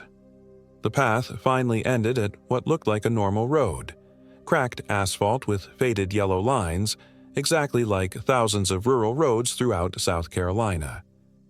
But when we reached it, our legs gave out. We collapsed on the warm pavement, exhausted beyond measure, barely able to believe we'd escaped. That's when I noticed Sarah wasn't moving. "Sarah?" I rolled over to check on her. "Sarah, we made it. We're out." She was lying, face down on the asphalt, her camera clutched in one hand. When I touched her shoulder, she felt cold despite the humid morning air. "Sarah?" She rolled over slowly, and I saw her eyes. They were completely black, like pools of swamp water, like Derek's eyes had been in that final moment before the flash faded. "I've been waiting for you to follow me," she said in her own voice, but with that same artificial echo. "I've been waiting so long." I scrambled backward, my exhausted muscles screaming in protest. "You're not Sarah." "Of course I'm Sarah," she said, sitting up with movements that were almost right but slightly off, like someone learning to operate an unfamiliar body. "Who else would I be?" She raised her camera and smiled. Sarah's smile, but too wide, lasting too long. "I got some wonderful pictures on our trip," she said. "Would you like to see them?" I ran. Again. Even though my legs could barely carry me, even though my lungs burned with every breath, I ran down that cracked asphalt road, leaving behind the thing that wore Sarah's face and Sarah's voice but wasn't Sarah anymore. The road led to a gas station. A real gas station with real people and real cars and cell phone service. I called 911, tried to explain about my missing friends, about the things I'd seen in the swamp. They sent out search teams, but they never found Marcus or Derek or Sarah. They never found our campsite or the cabin or the old man. They did find Sarah's car, though.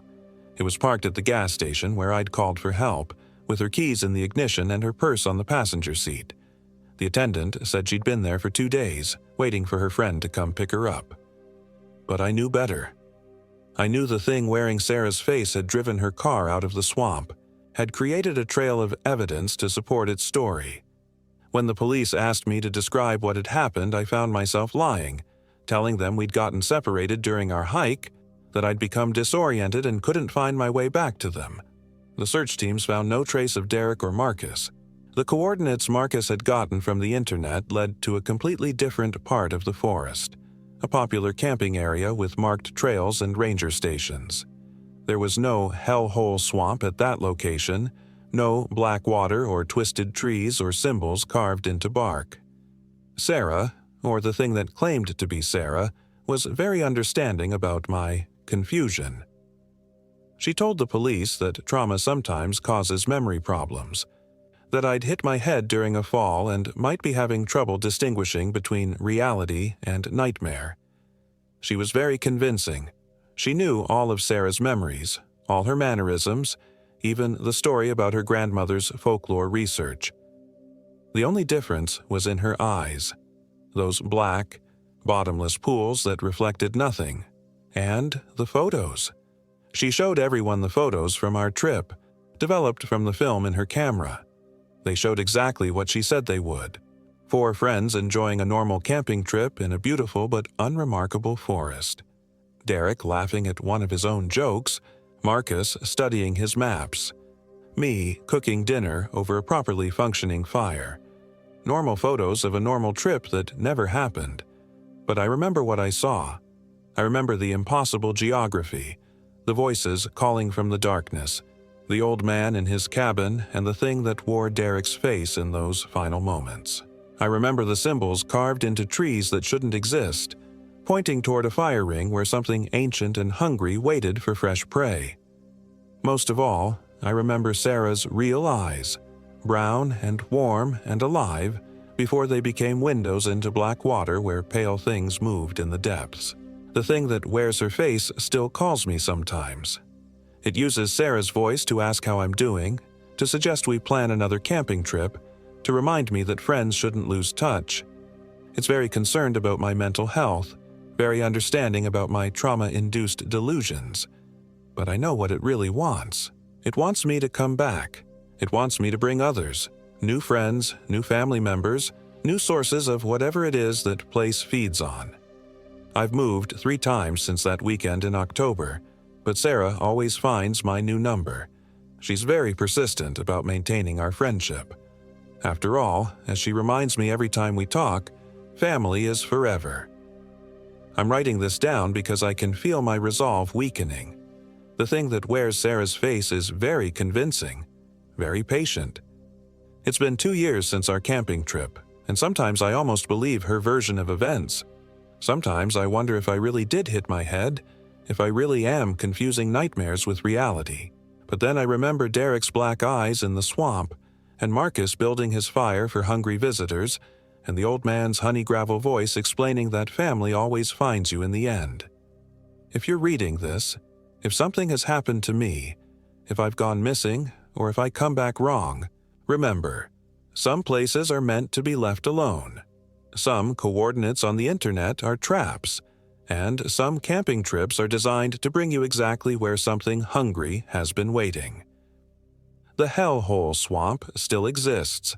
Somewhere in the spaces between what maps show and what actually is, it's patient, it's hungry, and it's always looking for new family members. Stay away from Francis Marion National Forest. Stay away from camping forums where users named Ezekiel post coordinates to perfect isolated spots. And if someone you love comes back from the wilderness slightly different, slightly wrong, don't trust them. Family isn't forever. But the things that replace family, those are eternal. The journal ends here. James Anderson was reported missing by his landlord on December 15th, after failing to pay rent for 2 consecutive months. His apartment was found undisturbed, with this document saved on his computer. Police investigation revealed that the last person to see him was a woman named Sarah Thompson, who claimed to be an old friend from college. She told investigators that James had been struggling with persistent delusions about their camping trip and had asked her to meet him to show her something important. According to Thompson,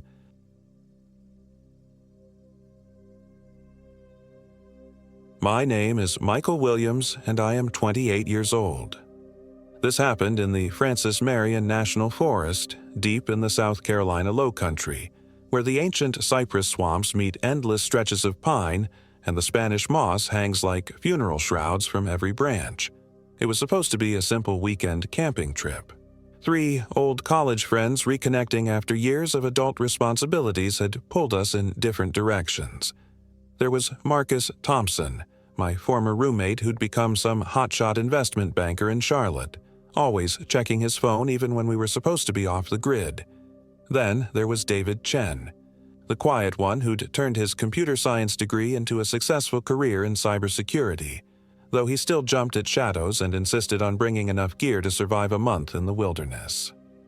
And finally, there was Tommy Brennan, the eternal optimist who'd somehow convinced us all to leave civilization behind for what he called a real adventure. The plan was straightforward: 3 days and 2 nights in the remote sections of Francis Marion, near the old Santee River tributaries where the forest grows thick and dark and cell service becomes a distant memory.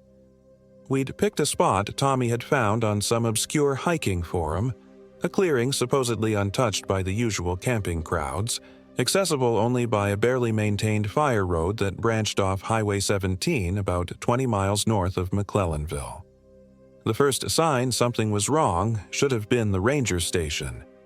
We'd stopped there Thursday afternoon to register our campsite and get the required permits. The ranger, a weathered man in his 60s with eyes that seemed to have seen too much, looked at our planned coordinates and frowned. "Y'all sure about this location?" he asked, tapping the map with a gnarled finger. "That's pretty far out. Most folks stick to the established campgrounds." "We're experienced," Tommy replied with his characteristic confidence. "We want to get away from the crowds." The ranger studied us for a long moment, then shrugged. "Your funeral," he muttered, stamping our permits. But as we were leaving, he called out, "Y'all be careful out there. Been some strange reports lately. Animals acting odd. Folks finding things they can't explain." We laughed it off. Every ranger had their stories, their way of keeping greenhorns from venturing too far from the beaten path. We weren't greenhorns. We should have listened. The drive to the trailhead took longer than expected. The fire road was worse than Tommy's forum research had suggested, more of a suggestion than an actual road, full of potholes and fallen branches that forced David to navigate his Subaru Outback at a crawl. By the time we reached the GPS coordinates where we planned to start hiking, the afternoon sun was already filtering through the canopy at a sharp angle, casting long shadows that seemed to move independently of the breeze. The forest here was different from the usual pine plantations that dominated much of the Francis Marion. This was older growth, a mixture of massive bald cypresses, water oaks, and sweet gums that created a canopy so thick it felt like twilight even in broad daylight. The air hung heavy with humidity and the earthy smell of decomposition, that rich aroma of life and death intertwined that defines the low-country swamps. "Jesus," Marcus said, slapping at a mosquito. "How far are we hiking?" "About 3 miles," Tommy replied, shouldering his pack. "The clearing should be perfect. According to the forum post, there's even a natural spring." We started hiking along what might charitably be called a trail, though it looked more like an animal path that occasionally showed signs of human passage. The undergrowth pressed in from both sides, forcing us to walk single file, with David taking point because he had the GPS device and the natural caution to watch for obstacles. The deeper we went, the more oppressive the atmosphere became. The usual sounds of the forest, birds calling, squirrels chattering, insects buzzing, seemed muted, as if the trees themselves were absorbing the noise. Our footsteps sounded unnaturally loud on the spongy ground, and more than once I caught myself glancing over my shoulder, certain someone was following us. "This place gives me the creeps," Marcus said after we'd been hiking for about an hour. "It's too quiet." "It's just because we're away from civilization," Tommy replied, but I noticed he was speaking more quietly than usual. "You'll get used to it." David, who'd been silent for most of the hike, suddenly stopped. "Guys," he said, his voice tight, "look at this." He was standing beside a massive oak tree, its trunk easily 6 feet in diameter. Carved into the bark, about chest high, were symbols I'd never seen before. Not letters or numbers, but geometric patterns that seemed to hurt your eyes if you looked at them too long. The cuts were old, but not ancient, maybe a few years, and they'd been made deep enough that they were still clearly visible despite the tree's attempts to heal. "Probably just some kids messing around," Marcus said, but he sounded uncertain. "Kids would carve initials or draw penises," David replied. "This is something else." Tommy was already moving past the tree. "Come on, we're burning daylight. We need to set up camp before dark." The clearing, when we finally reached it, was exactly as advertised. A rough circle of open space about 50 yards across, surrounded by towering trees that formed a natural amphitheater. A small spring bubbled up from a rocky outcropping on the eastern side, creating a clear pool before disappearing into the surrounding swampland. It should have been beautiful. Instead, it felt wrong. There was something about the proportions of the space, the way the shadows fell, the complete absence of any bird or animal sounds. Even the insects seemed to avoid the clearing. We'd encountered plenty of mosquitoes and gnats on the hike-in, but here there was nothing. Just an oppressive silence that seemed to press against your eardrums. "Well," Tommy said, dropping his pack with forced enthusiasm, "home, sweet home." We set up our tents in a rough triangle around where we planned to build the fire pit, following basic camping protocols despite the unease that seemed to be growing in all of us. Marcus kept checking his phone, swearing under his breath when he confirmed there was no signal. David busied himself with an almost obsessive attention to detail, checking and rechecking every stake and guy line on his tent. I found myself studying the tree line, looking for something I couldn't name. As the sun began to set, the character of the clearing changed completely. The shadows didn't just lengthen, they seemed to deepen, becoming pools of absolute darkness that the eye couldn't penetrate. The temperature dropped faster than it should have, even accounting for the typical evening cool-down in the swamp. And the silence became something living, a presence that seemed to watch our every move. Tommy had gathered firewood during the last hour of daylight, assembling what should have been enough to keep a good blaze going until bedtime. But when he tried to light it, the fire wouldn't catch. The matches flared and died. The lighter flame guttered out as soon as it touched the kindling. Even the waterproof fire starter cubes that David had brought seemed to burn for a moment before fading to nothing. Wood must be too damp, Tommy said, but his voice lacked conviction. The wood wasn't damp. If anything, it was unusually dry, practically tinder. On the fourth try, the fire finally caught, but it burned wrong. The flames were the right color at first, the usual orange and yellow you'd expect, but as they grew higher, they began to shift. Blues and greens flickered through the fire, colors that had no business being there, and the light it cast seemed somehow insufficient, creating a small circle of illumination that made the surrounding darkness appear even more impenetrable. "That's not normal," David said, staring at the flames.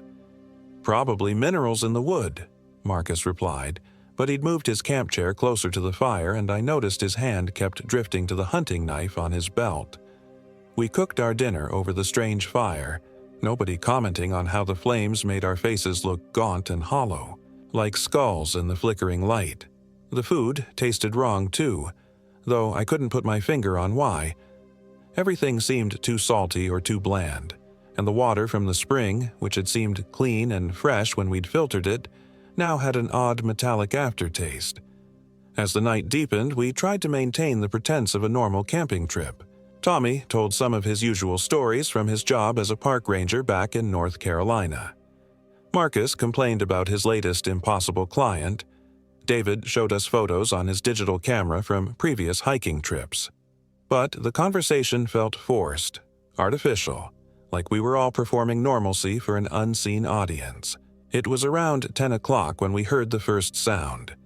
It came from the north side of the clearing, just beyond the tree line. Not quite a howl, not quite a scream, but something that contained elements of both. It was answered almost immediately by a similar sound from the south, then another from the west. The calls seemed to circle us, moving through the forest with impossible speed. "Coyotes," Tommy said, but his voice cracked slightly. "Just coyotes." "Coyotes don't sound like that," David replied, "and they don't coordinate like that." The sounds stopped as suddenly as they'd started, leaving us in a silence so complete it felt like being buried alive. We sat around the fire, trying not to look at each other, trying not to acknowledge what we'd all heard. That's when Marcus noticed his backpack was missing. "I left it right there," he said, pointing to a spot just outside the ring of firelight. "Right next to my tent." We searched the entire clearing with flashlights, but the pack was gone.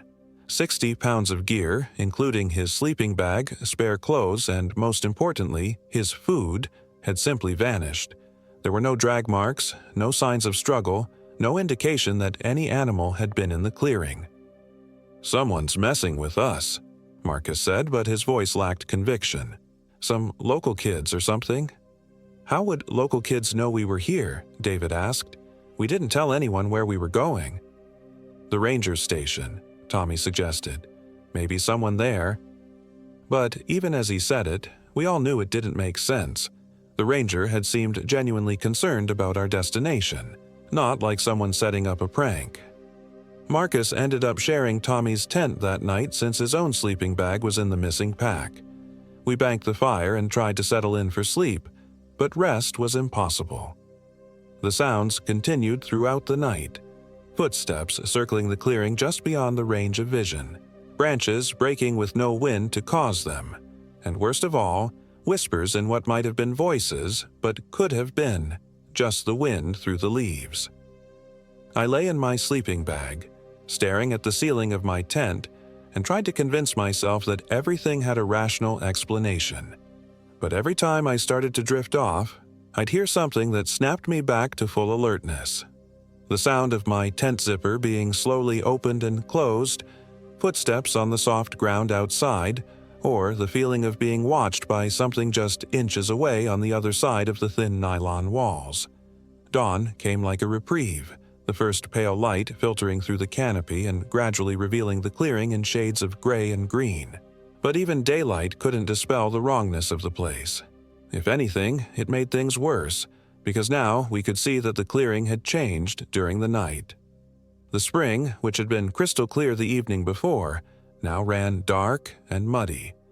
The stone ring we'd built for our fire pit had been rearranged into a different pattern, though none of us remembered moving the rocks. And there were tracks. They weren't quite human and weren't quite animal.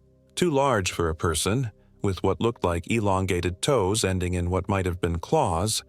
They circled our entire campsite, sometimes coming within inches of our tents, and they led off into the forest in the direction we'd planned to hike that day.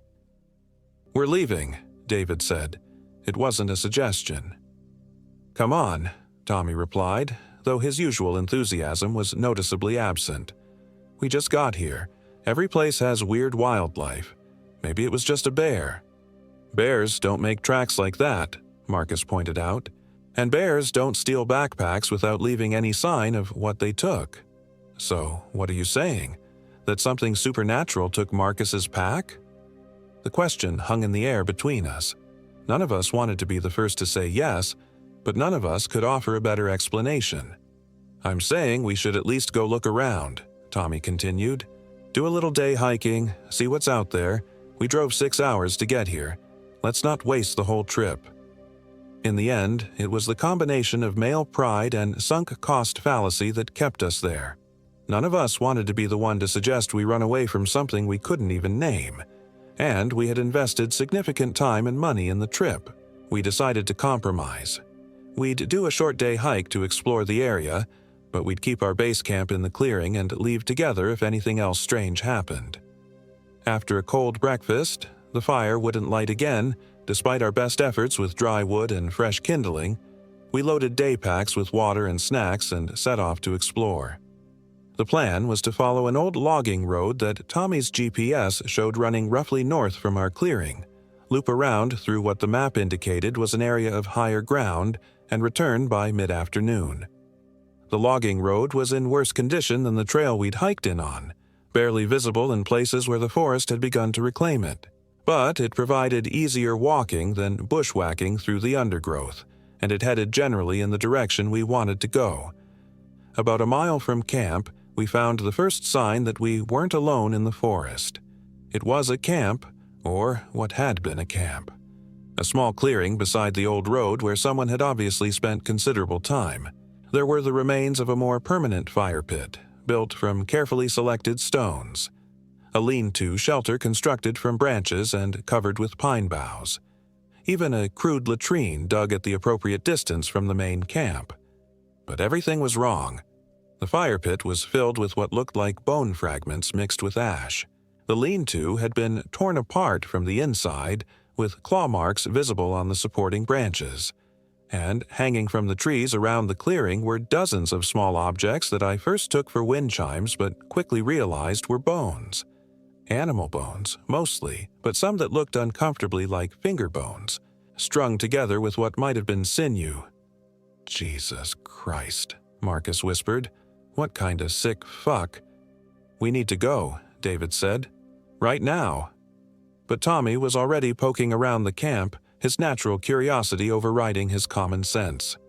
"Look at this stuff," he called out. "This isn't some homeless camp. Someone's been living out here for a long time." He was right. Despite the obviously disturbed state of the camp, it showed signs of long-term habitation. There were tool marks on the trees where someone had harvested bark or pine pitch. A crude but effective system for collecting rainwater. Even what looked like the remains of food storage areas, though whatever had been stored there was long gone. "Look at this," Tommy said, kneeling beside what had been the shelter. In the soft earth, he'd found more of those strange symbols we'd seen carved in the tree near our campsite. But these were different, more complex, carved not into wood, but pressed into clay tablets that had been left to dry in the sun. David was taking pictures with his digital camera, though his hands were shaking. "We need to document this," he said. "Show the rangers when we get back." "Show them what?" Marcus asked. "That some crazy hermit is living in the woods? That's not exactly news." But even as he said it, we all knew this was more than just a homeless camp or survivalist retreat. There was something deeply unsettling about the place, something that went beyond the obvious strangeness of the bone decorations and occult symbols. It was the smell that finally drove us away. As the morning sun climbed higher and began to penetrate the forest canopy, a stench began to rise from the abandoned camp, Not just the usual odors of decomposition and human waste you might expect from a primitive campsite, but something else, something sweet and corrupt that seemed to get into your nose and throat and linger there like a taste you couldn't wash away. We continued along the logging road, but the mood of our hike had changed completely. What had started as an exploration had become something closer to a retreat. We moved faster, talked less, and found ourselves constantly checking over our shoulders. The forest around us seemed to be changing as well. The trees grew larger and older, their trunks twisted into unnatural shapes that hurt to look at. The undergrowth became thicker and more hostile, full of thorns and plants I didn't recognize. And the silence that had seemed oppressive in our clearing now felt malevolent, as if the forest itself was holding its breath, waiting for something. It was David who first noticed we were being followed. "Stop," he whispered, holding up his hand. "Just stop and listen." We froze, straining our ears. For a moment, there was nothing. Then, faintly, we heard the sound of footsteps on the old road behind us. Not the careful, deliberate steps of another hiker, but something else. The gait was wrong, too long and too quick, as if whatever was following us didn't quite understand how human locomotion was supposed to work. "Could be another hiker," Tommy suggested, but his voice was barely above a whisper. "On this road? This far out?" Marcus shook his head. "No way." We started walking again, faster now, but the footsteps kept pace with us. Sometimes they seemed to fall behind, fading to the point where we thought we might have imagined them. Then they'd return, closer than before, accompanied by the sound of branches breaking and what might have been breathing. It was Marcus who suggested we leave the road and cut cross-country back to our camp. "If someone's following us," he reasoned, "they'll expect us to stick to the trail." It seemed like a good idea at the time. The forest off the logging road was a nightmare of dense undergrowth, fallen logs, and hidden obstacles.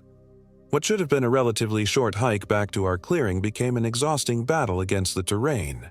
We had to push through curtains of Spanish moss that seemed to grab at our clothes and faces, wade through knee-deep pools of stagnant water, and climb over fallen trees that were slick with moss and decay.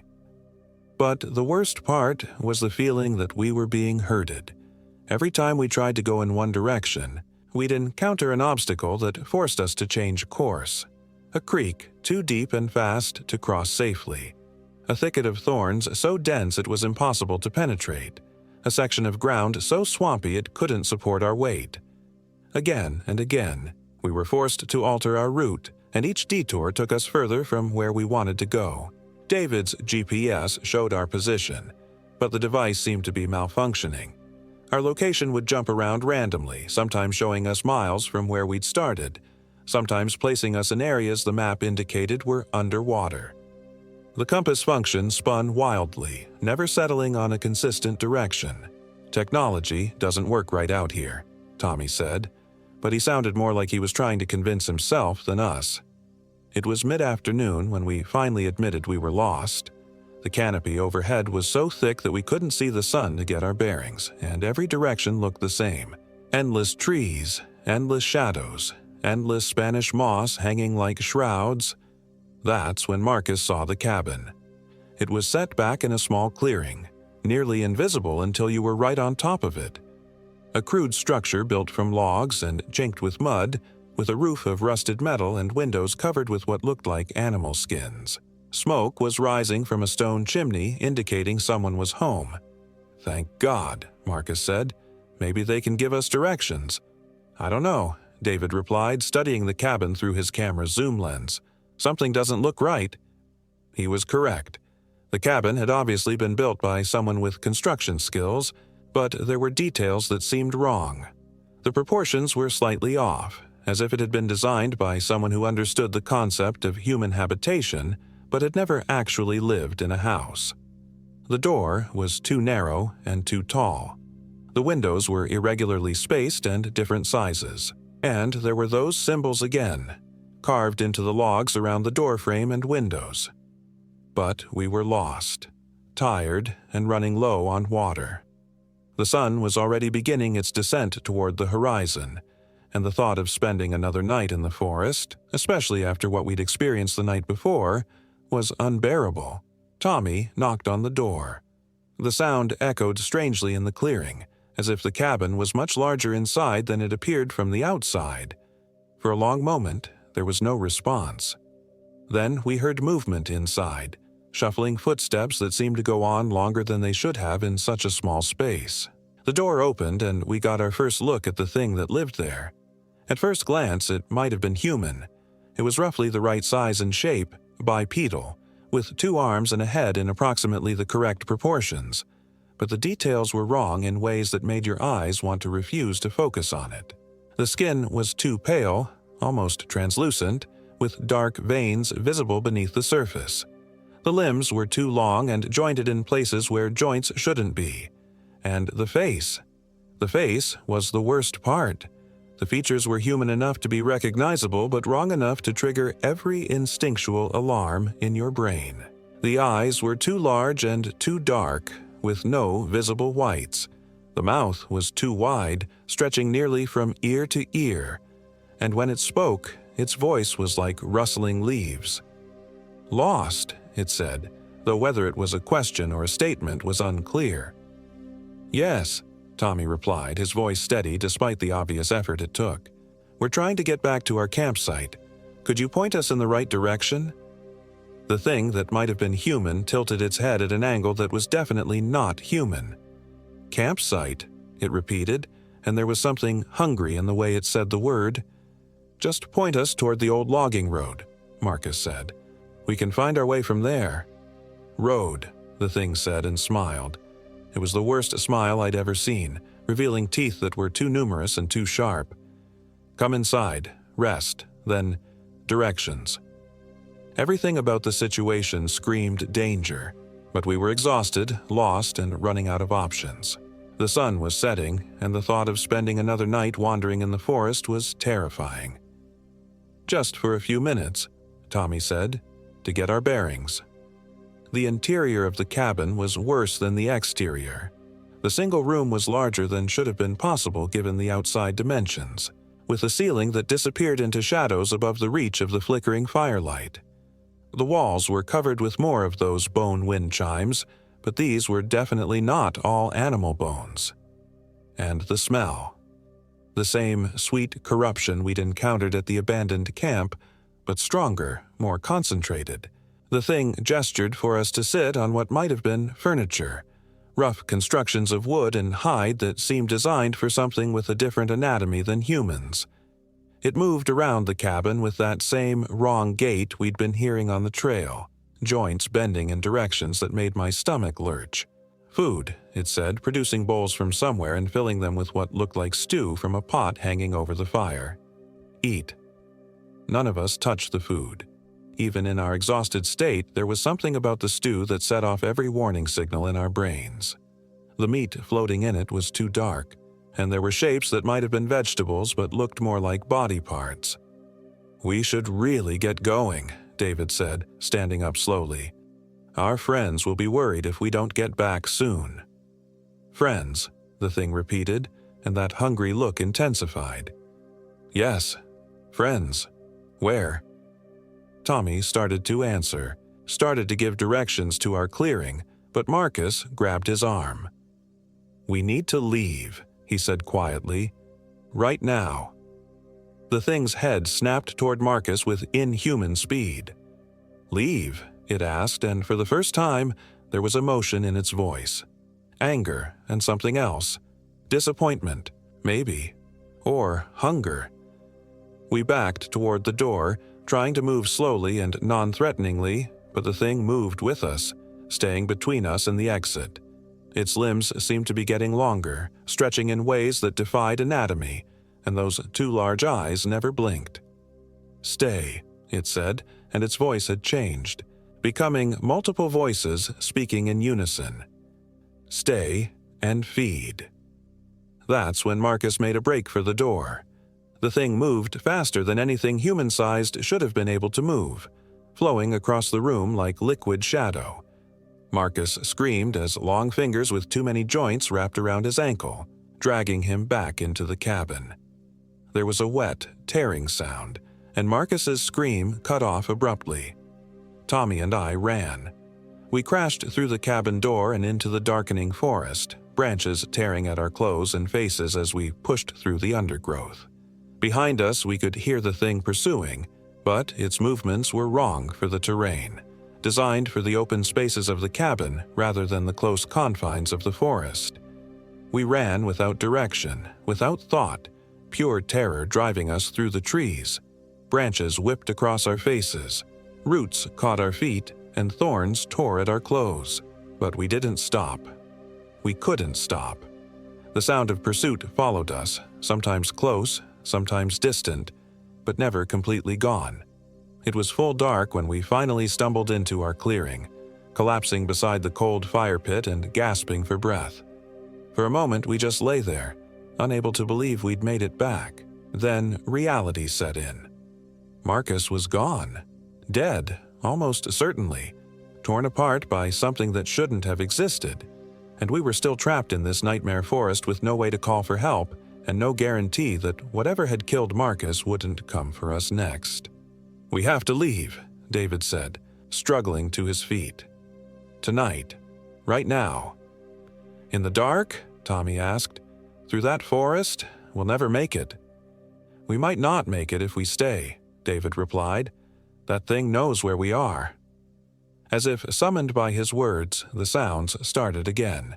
The circling footsteps just beyond the edge of vision.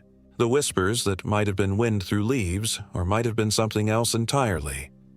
And now, added to the familiar chorus of wrongness, we could hear Marcus's voice calling our names from the darkness. Except Marcus was dead. We'd seen him dragged back into that cabin. We'd heard his scream cut off.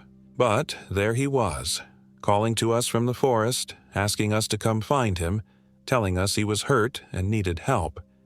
"Don't listen," Tommy said, but even as he spoke, he was looking toward the tree line where Marcus's voice seemed to be coming from. "It's not him. It can't be him."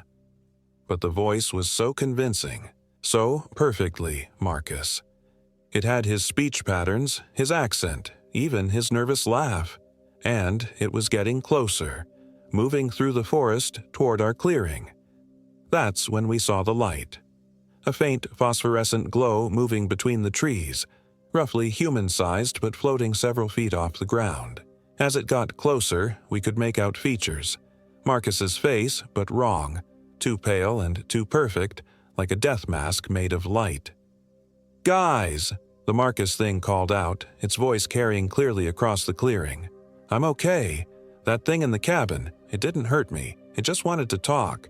Come on, let me show you the way out." Tommy took a step toward the tree line before David grabbed his arm. "It's not him," David hissed. "Look at how it moves." The glowing figure was indeed moving wrong, gliding rather than walking, never quite touching the ground. And as it got closer, we could see that while it had Marcus's face, the proportions were off. Too tall, too thin, with arms that hung down past where its knees should be. "Come on," the fake Marcus continued, still smiling that perfect, terrible smile. "Don't you want to get out of here? I know the way. Trust me." The glow was almost at the edge of our clearing now, and in its light, we could see other shapes moving between the trees. Dozens of them, maybe more, all with that same wrong phosphorescence, all moving with that same inhuman glide. "The tent," David whispered. "Get in the tent and don't come out until dawn." We scrambled into David's tent, the largest of the three, and zipped it shut, as if a thin layer of nylon could protect us from whatever was circling outside. The glow was visible through the tent walls now, moving around and around our campsite, and the voices never stopped. Marcus's voice, asking us to come out and join him. Other voices, too, some we recognized and some we didn't. Some, all asking us to step outside, to come into the forest, to join them in their eternal dance between the trees. We huddled together in that tent for what felt like hours, listening to the voices and watching the lights move outside. Sometimes the glowing figures would brush against the tent walls, and we could feel the cold radiating from them even through the fabric. Other times, we'd hear scratching sounds, as if something with claws was testing the strength of the tent material. But gradually, as the night wore on, the sounds began to fade. The lights moved further away, the voices became fainter, and eventually there was only the familiar oppressive silence of the forest. When dawn finally came, we emerged from the tent to find our campsite transformed once again. The stone fire ring had been completely dismantled, the rocks scattered across the clearing in what might have been another of those incomprehensible patterns. Our other tents had been shredded from the outside, their contents scattered and ruined. And there were new tracks everywhere, not just the strange elongated prints we'd seen before, but dozens of different patterns, as if an entire crowd of impossible creatures had spent the night dancing around our camp. We didn't discuss what to do next. There was no debate, no attempt to rationalize what we'd experienced. We grabbed what we could carry from our ruined campsite and headed for the trail that would take us back to the car. The hike out was a nightmare in its own way. The trail that had seemed clear enough on our way in was now barely visible, overgrown with vegetation that hadn't been there 2 days before. The trees seemed to lean in closer, and the shadows moved independently of any breeze. And all the way, we had the feeling we were being followed, watched, evaluated by things that stayed just out of sight. David's car was where we'd left it, and for a moment, we allowed ourselves to believe we might actually escape. But when David turned the key, nothing happened. The engine didn't turn over, didn't even click. The headlights didn't work. Even the radio was dead. "Battery," David said, but his voice lacked conviction. The car was less than 2 years old, and the battery had been fine when we'd arrived. We popped the hood and found that all the wiring had been chewed through, not by any animal we could identify, but by something with teeth that left marks unlike anything in any zoology textbook. The battery terminals were corroded beyond recognition, and there was a smell coming from the engine compartment that reminded us of the cabin. "We walk," Tommy said. "The highway's only 6 miles." It was the longest 6 miles of my life. The fire road seemed to stretch endlessly ahead of us, and several times we had to stop and rest, not because we were tired, but because the forest around us would suddenly change, becoming so oppressive and hostile that we couldn't breathe. During these episodes, the trees would seem to lean inward, the shadows would deepen to complete blackness, and we'd hear sounds from the undergrowth that no earthly creature could make. But somehow, eventually, we reached Highway 17. We flagged down the first vehicle we saw, a pickup truck driven by a local fisherman who took one look at our condition and agreed to drive us to the sheriff's office in McClellanville. Sheriff Williams was a patient man who listened to our story without interruption, taking notes in a worn notebook and occasionally asking for clarification. When we finished, he leaned back in his chair and studied us for a long moment. "Y'all aren't the first folks to come out of that part of the forest with strange stories," he finally said. "Been happening for years, decades, really. People go camping back there, and they come out talking about lights in the trees, voices calling their names, things that look human but ain't." "What do you think it is?" David asked. The sheriff shrugged. "Could be a lot of things. Methane gas from the swamps can cause hallucinations. Sleep deprivation, group hysteria, stress can make people see and hear things that ain't there." "What about Marcus?" Tommy demanded. "He's missing. Shouldn't you organize a search?" "I'll file a report," the sheriff promised. "Send some deputies out to look around. But that's a big forest, and if your friend wandered off in the dark..." He shrugged again. "Well, it might be a long time before we find anything." They never did find Marcus. The search lasted 3 days and covered a wide area around our campsite, but there was no sign of him. No body, no clothes, no equipment. The cabin where we'd last seen him simply wasn't there when the deputies searched the area. Just more forest, more trees, more Spanish moss hanging like funeral shrouds. The official report listed Marcus Thompson as a missing person, probably lost in the Francis Marion National Forest due to becoming separated from his group during a night hike. Case closed, file archived, family notified. But I know better. I know what took Marcus, and I know he's still out there somewhere, in that dark forest where the trees whisper secrets and the shadows move independently of any earthly light.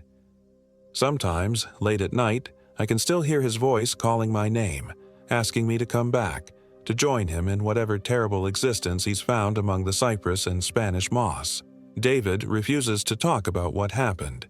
He's moved to Seattle, as far from South Carolina as he could manage, and changes the subject whenever anyone mentions camping or hiking.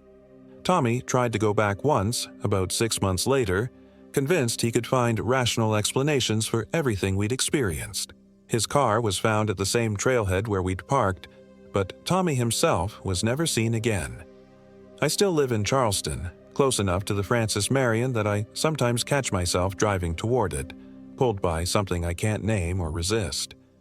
But I've never gone back to that clearing by the spring, never walked those trails where the footsteps follow you and the voices call your name, because I know that if I did, I'd never leave again. I'd join Marcus and Tommy and all the others who've disappeared into that hungry darkness, become another voice calling from the trees, another light dancing between the shadows, another warning that no one will ever heed. The forest is patient. It can wait. And sometimes, in my dreams, I can hear it calling, promising that when I'm ready, when the weight of the real world becomes too much to bear, it will welcome me home to the darkness where the trees whisper secrets and nothing is ever quite what it seems. The hunger never stops, it only waits.